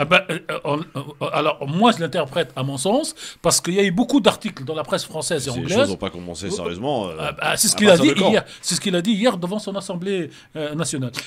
Parce que la presse occidentale et les analystes, tout ça, disent de toutes les façons, il n'a rien gagné puisqu'il ne maîtrise pas le contrôle de l'air, donc l'espace aérien de l'Ukraine. Pire que ça. Dans un article du Monde que tout le monde a dû lire, Le Monde écrit: Poutine ne peut pas donc contrôler l'espace aérien parce que contrairement à ce qu'ont fait les Américains en Irak. Eux, ils ont passé une semaine ou 15 jours d'abord à bombarder du ciel sans rentrer sur terre, à neutraliser donc tous les sites de défense, et après ils sont rentrés, et lui il a fait cette erreur, et c'est pour ça qu'il ne gagnera pas la guerre. Et donc quand vous lisez des trucs comme ça, vous sortez de votre coquille, et d'où sa phrase, la Russie n'a pas encore commencé les choses sérieuses. Comment l'interpréter, Farid, cette C'est phrase de de la Poutine? cuisine interne, c'est de la communication pour l'interne. Bah oui. La réalité, non mais ça c'est de la, c'est pas, La communication. c'est de la communication. J'allais dire c'est de la comédie, oui c'est de la communication. Bah, il est obligé de faire ça. Non mais, question, pour Mais- rebondir Oui, sur la mais on question peut de pas- Christophe. oui. Attendez, est-ce que la Russie a utilisé la méthodologie de l'armée américaine Mais c'est qui... pas comparable. Non mais, elle peut le faire ou pas? Non, mais il faut- non, Elle c'est peut absolument- détruire tout ou pas? D'où ça? Du ciel et des Bah, missiles. la- Elle peut la- détruire. l'arme atomique, elle peut détruire Non, tout ce qu'elle non, veut. non, quoi. non, je parle pas de la barbe Non, atomique. mais, Elle l'a pas mais fait. c'est Parce pas qu'elle a les comparable. capacités militaires. C'est de pas pouvoir- comparable. elle a Ah, des capacités militaires. mais elle a C'est- de c'est tr- la- elle elle a a- de très bonnes capacités militaires. Oui, Il mais faut c'est arrêter pas de comparable croire avec que les c'est un- États-Unis. Il faut arrêter de croire que c'est un pays du tiers-monde. Mais pas du tout, Oui, absolument voilà. pas. Mais par contre, vas-y, par rapport au pardon. tiers-monde, il y a un point commun Oui. avec l'Algérie d'ailleurs. hein. Oui. C'est sur l'économie. hein, Juste un Tarek, tu n'as pas soulevé un point. Pourquoi la Russie a attaqué l'Ukraine?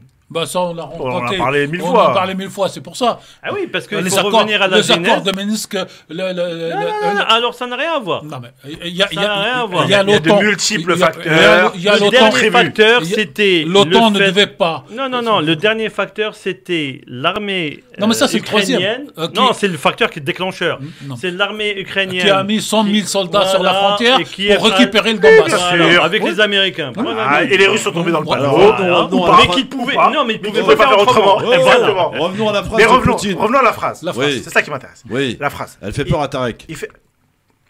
Là, non, mais la phrase analysée comme ça, d'un point de vue textuel, elle fait peur techniquement parlant à tout le Ukrainiens. monde, en Et vérité. puis aux Ukrainiens. Oui, personnellement, sauf que, si on prend un peu de hauteur, la Russie a récupéré une bonne partie du territoire ukrainien. 20%. 20%, je pense qu'elle va le garder Oui. pendant très longtemps, bien après la mort de Poutine et du prochain président, etc. Ça, il n'y a pas de souci. Là, une des raisons, pas que, mais une des raisons notamment, d'un point de vue géopolitique, de la Russie, de la volonté d'attaquer, etc., c'était notamment, et on peut le comprendre, c'était de ne pas avoir à sa frontière, Ouais. notamment, la fameuse alliance atlantique, l'OTAN. L'OTAN, oui. Là, c'était ça. Or, de ce point de vue-là, on peut le dire sans prendre parti pour aucun, dire que c'est un échec pour la Russie, dans la Côté mesure Finlande et Suède. où les deux pays qui ont une frontière terrestre, Qui était neutre. qui était neutre surtout, en fait, ont décidé de procéder à un processus d'adhésion. Qui Qui- n'auront pas. Qui n'est pas encore réalisé, mais attention. Ils finiront Et par ça la prend, voir. et ça Ils prend des l'auront. années, Farid. Non, tu Non, sais. non, non, l'OTAN, non, non, pas non, l'OTAN, non, pas non, l'OTAN. Non, l'OTAN, ça va vite. L'OTAN, c'est le matin tu l'OTAN, signes, l'OTAN, l'après-midi. pardon. Aujourd'hui, ce qui bloque, c'est la D'accord. Turquie, pour faire très court. Ouais. Pourquoi la Turquie? Parce que la Turquie est dans un marchandage. Elle va Elle a donné négocier son autre accord, je chose. crois, la Turquie. Non, Non, ça peut surtout plus- non, qu'ils non, sont pas en train encore, de négocier pas avec les Russes en même temps. Voilà, Ouais, c'est- pour la ligne. mais la réalité, c'est que, in fine, ces deux pays qui étaient à la base Neutre. neutres, finalement, vont entrer dans l'OTAN. Ça, c'est beaucoup plus dangereux pour moi, pour la Russie. Oui. La réalité, c'est celle-ci. Et Et la c'est deuxième peut-être chose, pour ça, d'ailleurs, cette phrase de Poutine, que les choses n'ont pas encore sérieusement commencé. Non, ça c'est pour ça, c'est pour l'intérieur, ça, Ouais, c'est pour sa population. Parce que n'oubliez pas une chose, même en Russie, C'est un politique. Hein. mais bien sûr, même en Russie, même Poutine en personne en Russie, n'a pas que des amis en Russie. Et puis il a une opinion publique. Et il a une opinion publique qui parfois... Ce que nous, Européens, et ce que les Russes également se sont accordés à ne pas montrer, c'est notamment le retour des militaires Oui. morts. Mort, bien sûr. Ou Or, blessé. Les familles, elles, quand elles récupèrent les corps, elles voient. Oui, elles voient un mort. Et petit à petit, vous créez, que vous le vouliez ou non, un climat que vous devez gérer. J'ai pas dit que ça vous touchait Ouais, beaucoup, mais en ouais. tout cas à gérer. Donc ça c'est la logique des choses. Tout Et à donc fait. du coup, d'où sa phrase pour ressusciter ce qu'on appelle le patriotisme, etc., etc. Moi, ça me paraît logique. Elle ne me fait pas peur plus que ça, parce qu'en réalité, il a déjà fait ce qu'il voulait que beaucoup de gens ne voulaient absolument pas voir, c'est-à-dire envahir L'Ukraine. au-delà des territoires qu'il voulait russophones, l'Ukraine tout simplement. Donc ça, c'est une réalité. C'est incontestable. Maintenant, je trouve qu'il a perdu deux choses. Il en a gagné d'autres, mais il a perdu naturellement ces deux pays qui étaient neutres auparavant et qui ne le sont Et plus, surtout la Finlande, hein, plus que la Suède. plus que la Suède, effectivement. Et parce que l'histoire de la Finlande est très Très liée à la est très Russie. liée à la Russie. Ouais. Exactement. Et la deuxième chose, qu'on le veuille ou non, même en Ukraine, en Ukraine. Pour moi, il a ce qu'on appelle, il a perdu la bataille Il a créé une âme ukrainienne qui exactement. n'existait pas avant. Exactement. C'est Il extraordinaire. a réussi, bien malgré lui, à créer une âme ukrainienne, un patriotisme ukrainien qui n'existait pas. avant. Et ça, il ne pourra pas le retirer. Non. Et c'est pour ça qu'il faut analyser quand on parle de l'Ukraine, au-delà des morts, malheureusement, au-delà des a pas de territoires, guerre etc. En fait, il n'y a pas de guerre propre, effectivement. Mais en fait, au final, in fine, je trouve, mais peut-être que je me trompe, je trouve qu'il a perdu finalement la guerre. Il a ces territoires-là qui vont rester la Russie, mais la réalité, c'est que aujourd'hui, on parlait tout à l'heure d'économie, donc ce sont des liens. Toute sa région à lui, toute la région de la Russie, pardon, les liens que les gens entretiennent, parce qu'il ne faut pas oublier une chose, dans les liens frontaliers, les gens sont très liés. C'est-à-dire que l'Ukraine, Il y a les des gens... mariages, il y a Mais des... bien sûr. Et du voilà. coup, là, il a créé quelque chose de très néfaste qui ne sera très difficile pour lui, à mon avis, à les corriger. frontières.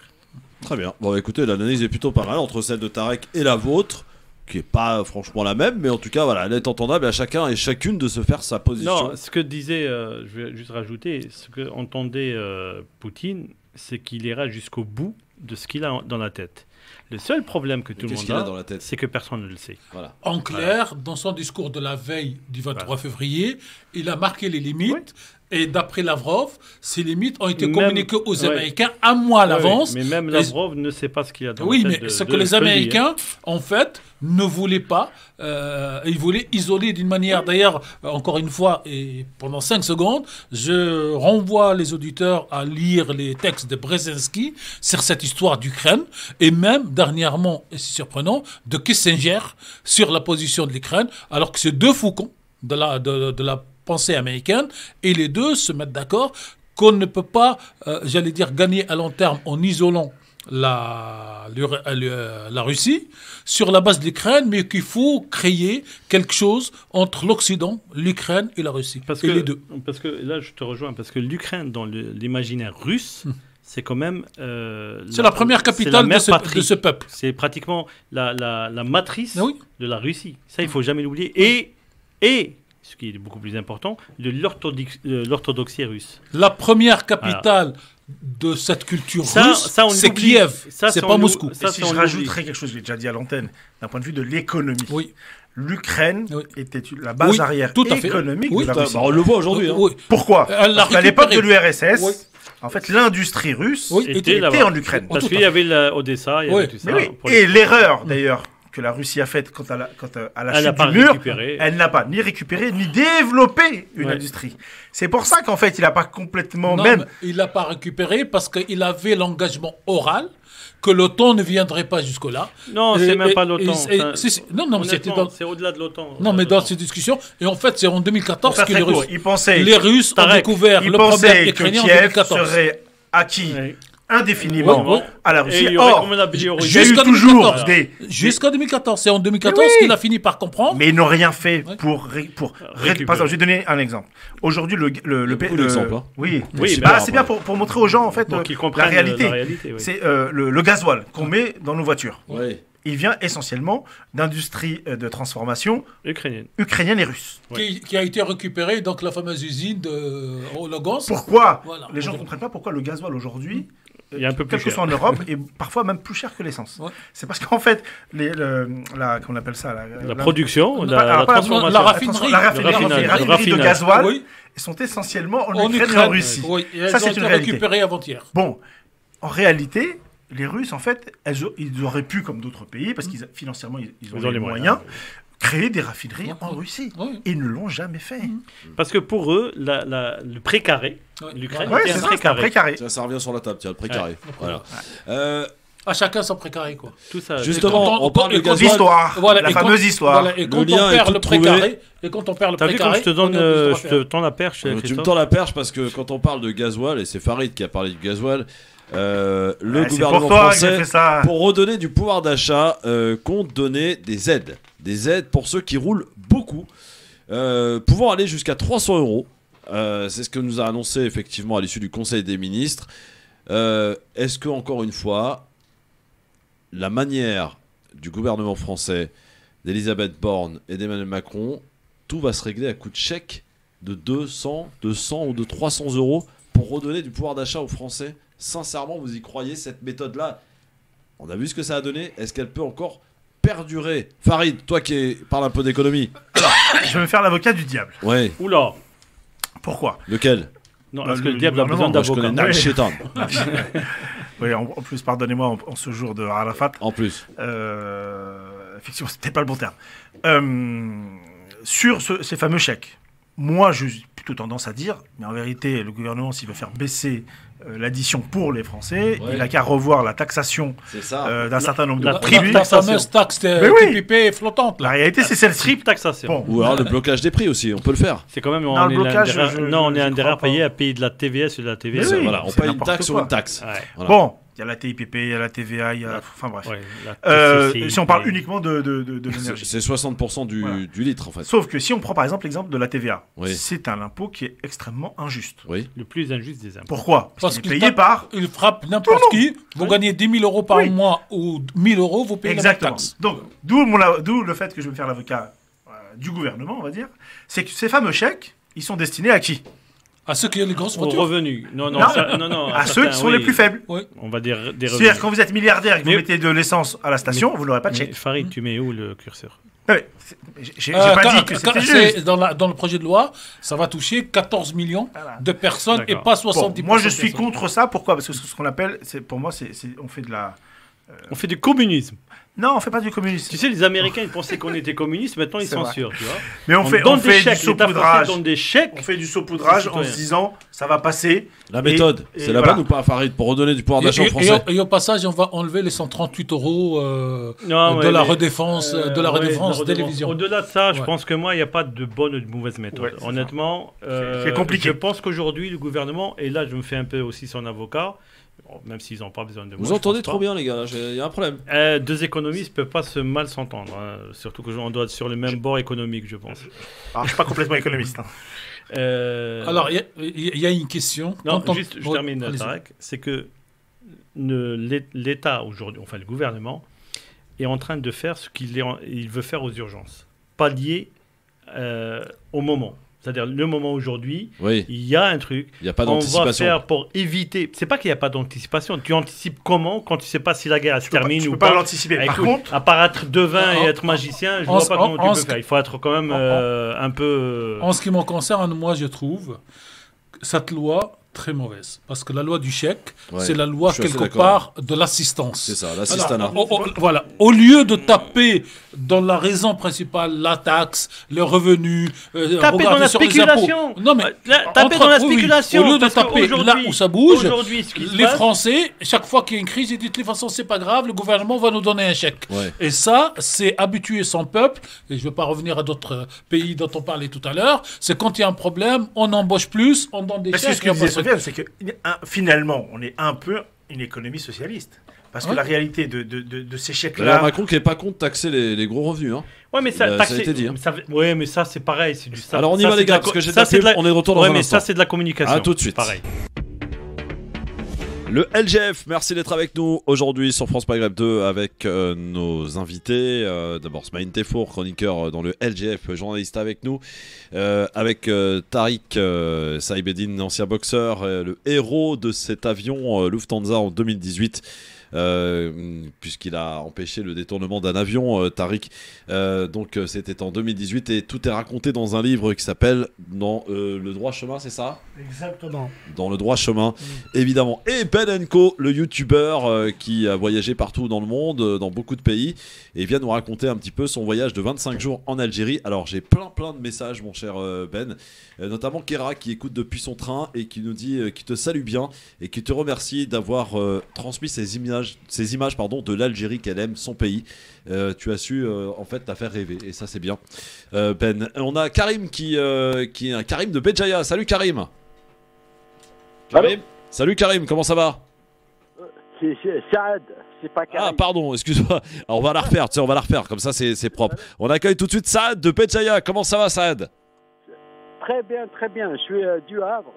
Oui. En plus, je suis de Béjaïa, bien sûr. Parce que je voulais poser la question à Monsieur Ben. Il t'écoute. Je le remercie beaucoup parce que la petite question, est-ce que il a été à Malbo, le village de Zidane. Ah, est-ce que tu as été dans le village de Zidane? Te demande Saad du Havre. Non, je pense pas, hein, sinon on me l'aurait dit. Ah, il n'a pas été malheureusement. Ouais, j'aurais bien aimé, mais non. Qu'est-ce que vous aimez de la Kabylie? Ah, qu'est-ce que tu as aimé de la Kabylie, mon cher Ben? Bah, ce que j'ai aimé de la Kabylie, c'est qu'on sent vraiment qu'on est dans une autre partie de l'Algérie. C'est encore autre chose, une autre culture, les montagnes, la nature. C'est autre chose, quoi. On est entre montagne et mer.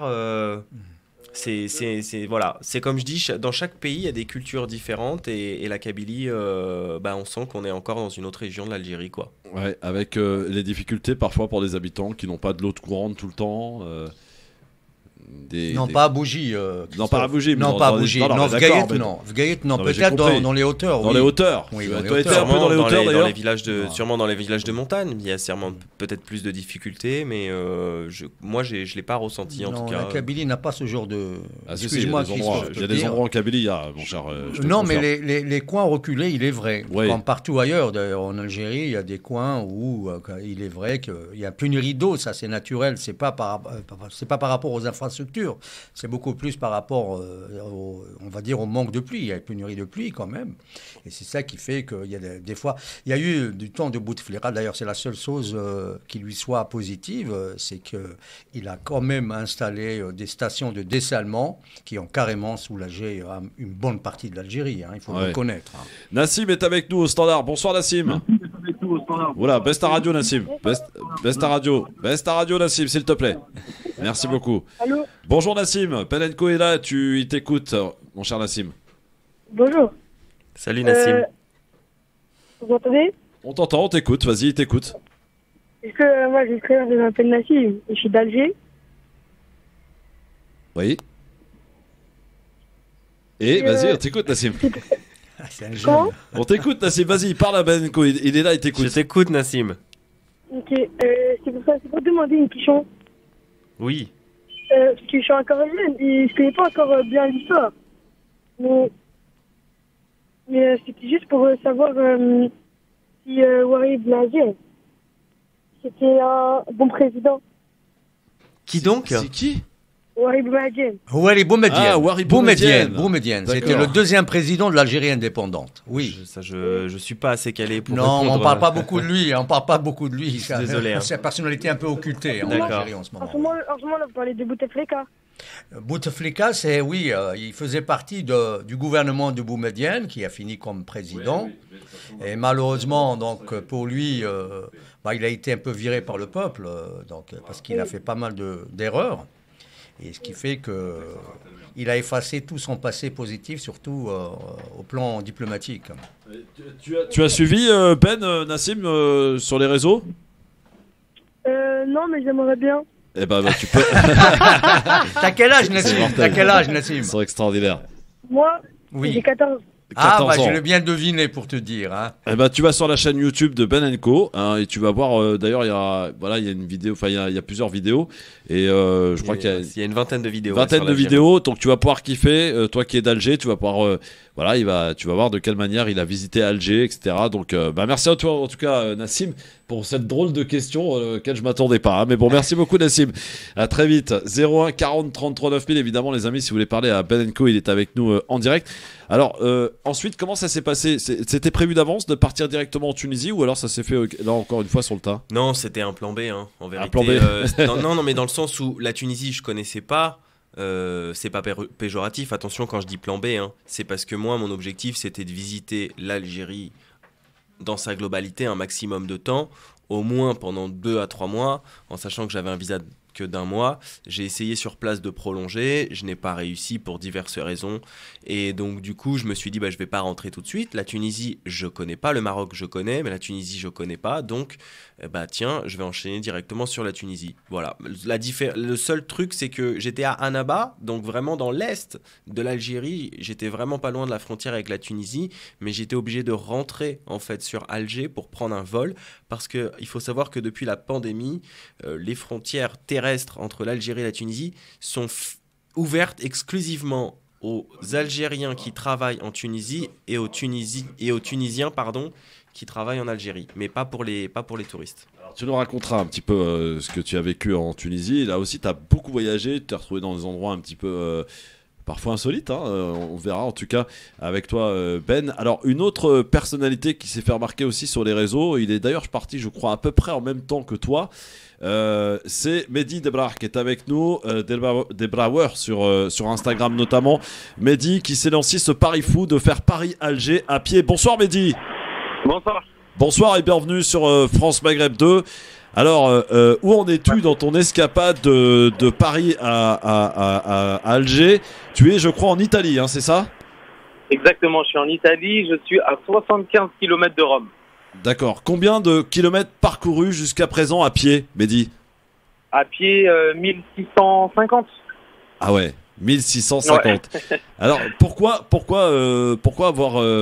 avoir eu cette envie de partir à pied à Alger, Mehdi? C'est quoi la raison? Alors, c'est mon 6e voyage à pied, donc j'aime beaucoup faire des randonnées, j'aime beaucoup marcher, ça me fait vraiment du bien, et là, c'est pour une raison spéciale, c'est en hommage pour mon père. Ouais. Et comme toutes mes précédentes marches, c'est pour aussi une association. Donc les fonds récoltés des gens qui me suivent sur les réseaux sociaux serviront à la construction donc d'Oasis et d'autres actions menées par l'association Life ONG. Ouais. Et voilà, c'est ce qui me motive à faire ce voyage.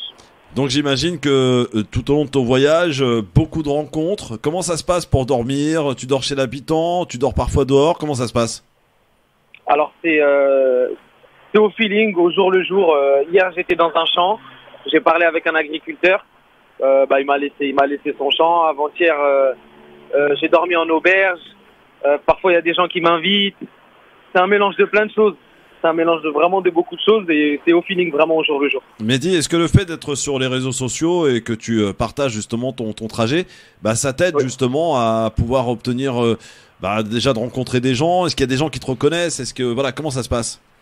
Ouais, c'est incroyable en France et en Suisse, un peu moins en Italie parce que je fais mes stories sur Instagram en français. Ouais. Mais en France et en Suisse, j'ai eu un soutien incroyable. Tous les jours, il y avait des gens qui venaient me ramener de l'eau, de quoi manger, presque un endroit où dormir quasiment tous les jours. J'ai pas eu à monter ma tente. Et en Italie aussi, je rencontre par contre des gens qui font des trajets en vélo. Et par exemple, ce matin, Guillaume qui m'a vu et qui m'a dit « Oh, c'est pas toi qui fais Paris-Alger à pied ?» Donc ouais, ça fait plaisir. Ouais. Alors, il t'est arrivé quelques galères, hein, je crois, Mehdi. Ouais, aujourd'hui, plus grosse galère là du voyage, c'est aujourd'hui. Qu'est-ce qui se passe, Mehdi? Qu'est-ce qui se passe, Mehdi? J'ai oublié mon passeport. Tu l'as oublié où, ton passeport? Ouais, j'ai oublié mon passeport. Franchement, c'était une journée compliquée, je l'ai récupéré à l'instant. Ah, donc ça y est, donc on avait l'info comme quoi tu l'avais perdu, donc c'était un peu très embarrassant évidemment. Comment ça s'est passé? Comment tu l'as récupéré? En fait, j'ai laissé mon passeport et je me suis même pas aperçu que je l'ai perdu. On m'a envoyé un message et qu'on m'a dit que je l'avais laissé sur place. Et sachant que je fais tout à pied, c'était compliqué de faire 70 km en arrière. Du coup, il est venu me le rapporter, mais bon, ça m'a coûté 50 €. Ouais. Pour l'essence. Au moins, tu as récupéré ton passeport, c'est quand même déjà bien. Qu'est-ce qui s'est passé hier? On m'a dit que tu as eu peur hier. Qu'est-ce qui s'est passé, Mehdi? Hier, non, j'ai pas eu particulièrement peur. Il y avait, après, il y a pas mal de sangliers dans la région, là, autour de Rome. Ouais. Mais j'ai l'habitude. Ah oui, il y a eu le chien hier. Ouais, j'oublie. Voilà, c'est non, vrai, on m'a dit il a eu peur hier. La clôture. Qu'est-ce qui s'est passé? Exactement. Il y avait le chien. En fait, j'étais sur des voies rapides. Et parfois, j'ai pas le choix d'aller sur des voies rapides, mais c'était vraiment rapide sur une centaine de mètres. Et il y a un chien qui a sauté la clôture. Qui m'a fait flipper, mais je pense qu'il voulait juste être intimidant. Ouais. Et ça a marché d'ailleurs. et finalement, bon, plus de mal que de peur, mais parfois il y a des choses qu'on maîtrise pas pendant ces voyages, et c'est pour ça aussi que je l'ai fait. Hein. C'est dans la difficulté, je pense qu'on s'élève aussi. Alors, quelle est la journée où tu as fait le plus de kilomètres depuis ton départ depuis Paris? La journée où j'ai fait le plus de kilomètres, c'était pendant un défi, donc en live sur TikTok. J'ai fait une marche de 23 heures. Pendant 23 heures, j'étais en live et j'ai fait 100 km. 100 km à pied. Mais quand t'arrives le soir, en ayant fait 100 km, t'as plus de pieds, Mehdi. Comment ça se passe? Ah ouais, j'ai plus de pieds. En vrai, après le défi des 100 km, j'étais à fleur de peau. En fait, je voulais pleurer pour rien. En fait, j'avais nulle part où dormir. le manque de sommeil, plus la fatigue. Après, c'est dans la tête. J'aime me dépasser tous les jours. Ouais. Ouais. Tu es parti avec quel équipement, Mehdi? Oula, qu'est-ce qui se passe? Alors, l'équipement, je suis parti avec une tente, un sac de couchage, une popote, donc avec un réchaud et une bonbonne de gaz pour me faire à manger n'importe où. J'ai pris un panneau solaire pour être autonome en électricité. Excellent. J'ai pris un petit bouquin, un petit cahier pour prendre des notes de ce qui se passe dans la journée. Bon, bien sûr, tout ça, ça rentre dans un sac à dos, quelques batteries externes, des vêtements en mérinos.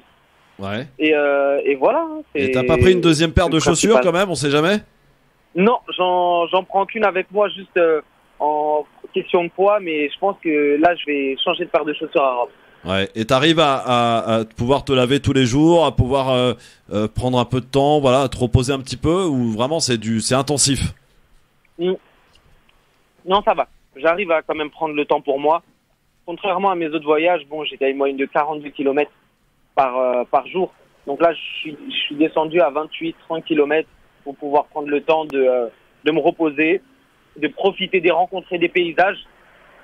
Et donc voilà, là j'y vais plus doucement. C'est quoi le programme là pour la suite? Donc l'arrivée pour Alger, elle est prévue quand, Mehdi?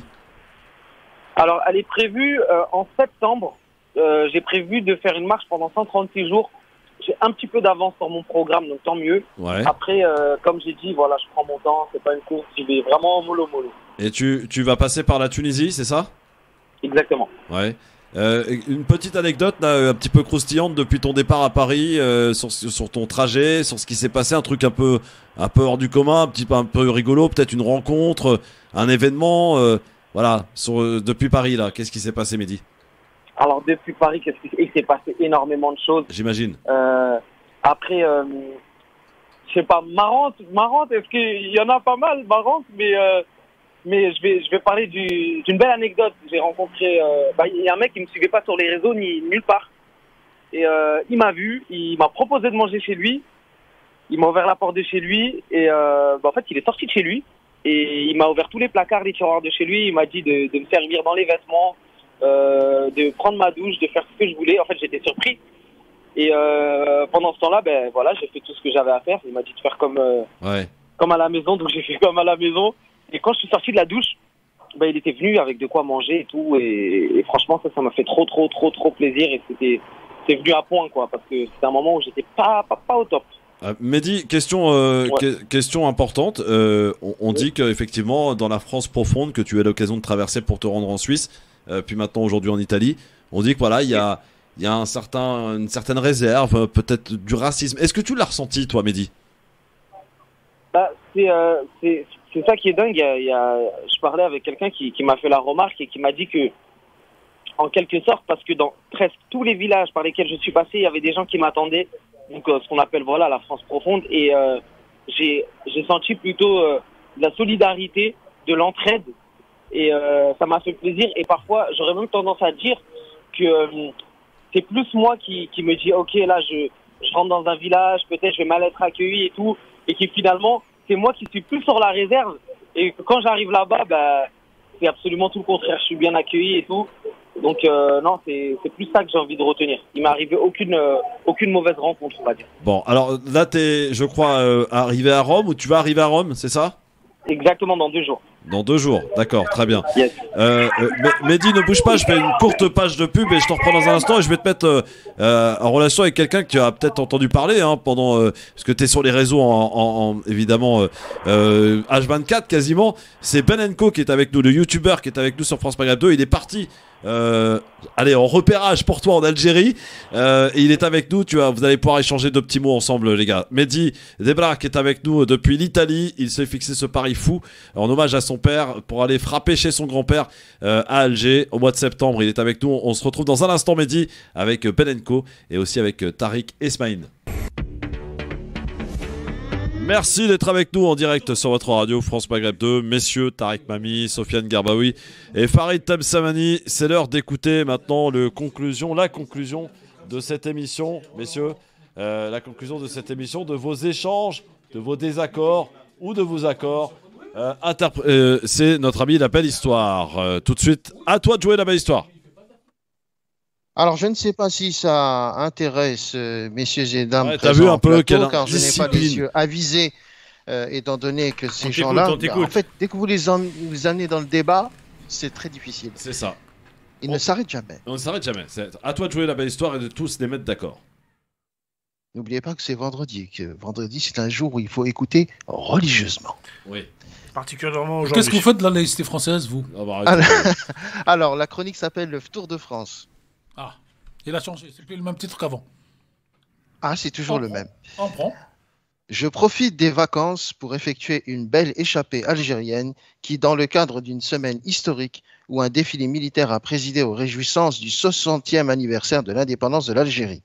Présidé par Abdelmajid Tebboune, la démonstration de force et d'honneur fut à la hauteur de l'histoire avec un peloton militaire de haut rang et des invités remarqués avec la présence de Mahmoud Abbas et du chef du Hamas, Ismaël Haniyeh. D'où la question posée durant l'émission, la réconciliation palestinienne passera-t-elle par Alger? Même si on est loin d'un rapprochement entre les deux hommes, chacun devra gravir le mont Arafat, Yasser, pour voir un jour les deux se serrer la main.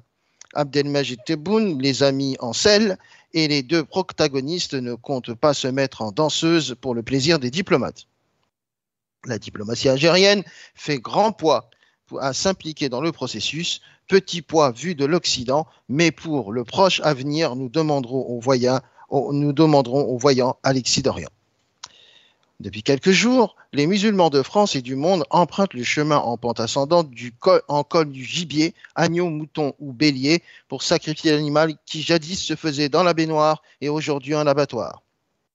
L'Aïd el-Adha ou Aïd el-Kébir réunira la Oumma autour de réjouissances familiales mais savoureux et cadeaux par centaines. Pour cela, le jeûne d'Arafat nous permet, entre autres, d'expier nos péchés éventuels de l'année passée et celles de l'année en cours. Pour les dirigeants actuels de la France, je ne sais pas combien de jeûnes de Arafat il faudrait pour absoudre leurs péchés originels.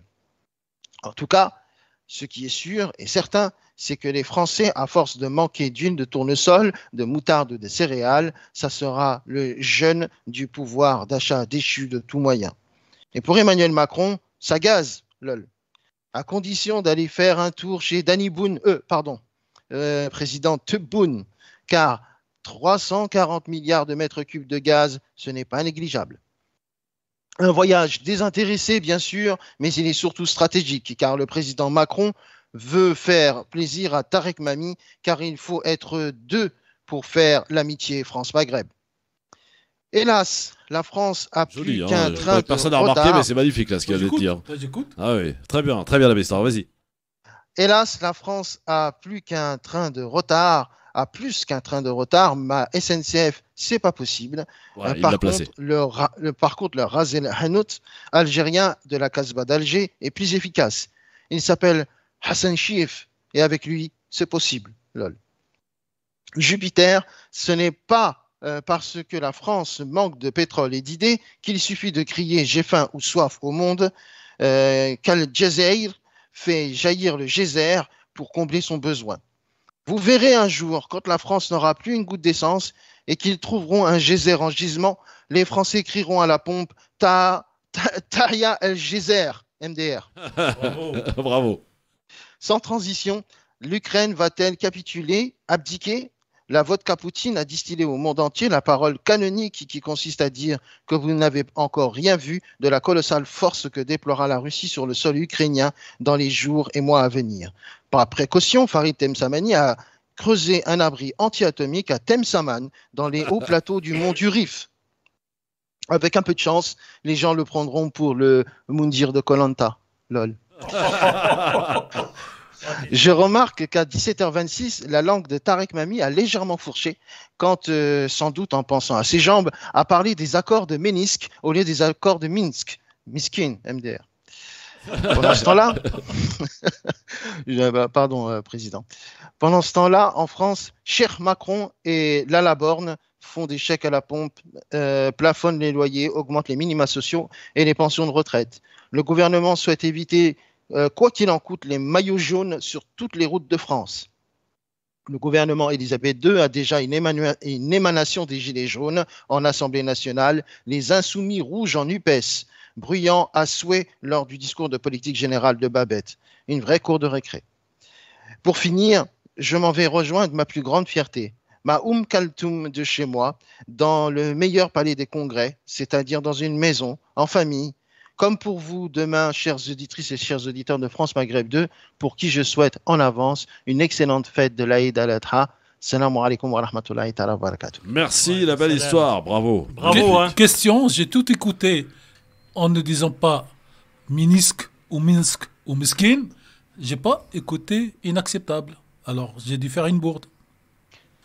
C'est en effet inacceptable. Donc, elle n'y était pas. Okay. Il l'avait oublié. Non, mais comme quoi j'écoute. Religieusement. Voilà, pas avec parcimonie, mais complètement et religieusement. Chère la belle histoire. Et merci pour ce petit coup de griffe, France Maghreb 2. On est toujours heureux. Quel talent. Quel talent. C'est un vrai talent. Merci, Mam, et bonne fête de l'Aïd. Bonne fête de l'Aïd à vous tous. Et cette chronique, je la prendrai bien, cher Christophe, parce que je sais que vous avez toutes les chroniques, mais celle-là, elle a un goût un peu particulier à la veille de l'Aïd. Justement, il nous écoute là, Oui, il t'écoute. Oui, je suis là. Demain, tu seras où demain matin? Laquelle? Laquelle mosquée Admal ibn Affan. Elle est juste à côté de chez moi. Ok, ça marche. Très bien, c'est bon, les arrangements entre amis, ça va. Hein. Je peux, Christophe? Oui, allez-y, 5 secondes. Oui, 5 secondes. C'est vraiment passer un Eid Mabrouk à toute ma famille qui est en Algérie, celle qui est ici en France, aux États-Unis, au Canada, après les restes, je ne sais pas où ils sont, et puis à tous les musulmans à travers le monde. Je leur souhaite de très bonnes fêtes de l'Aïd.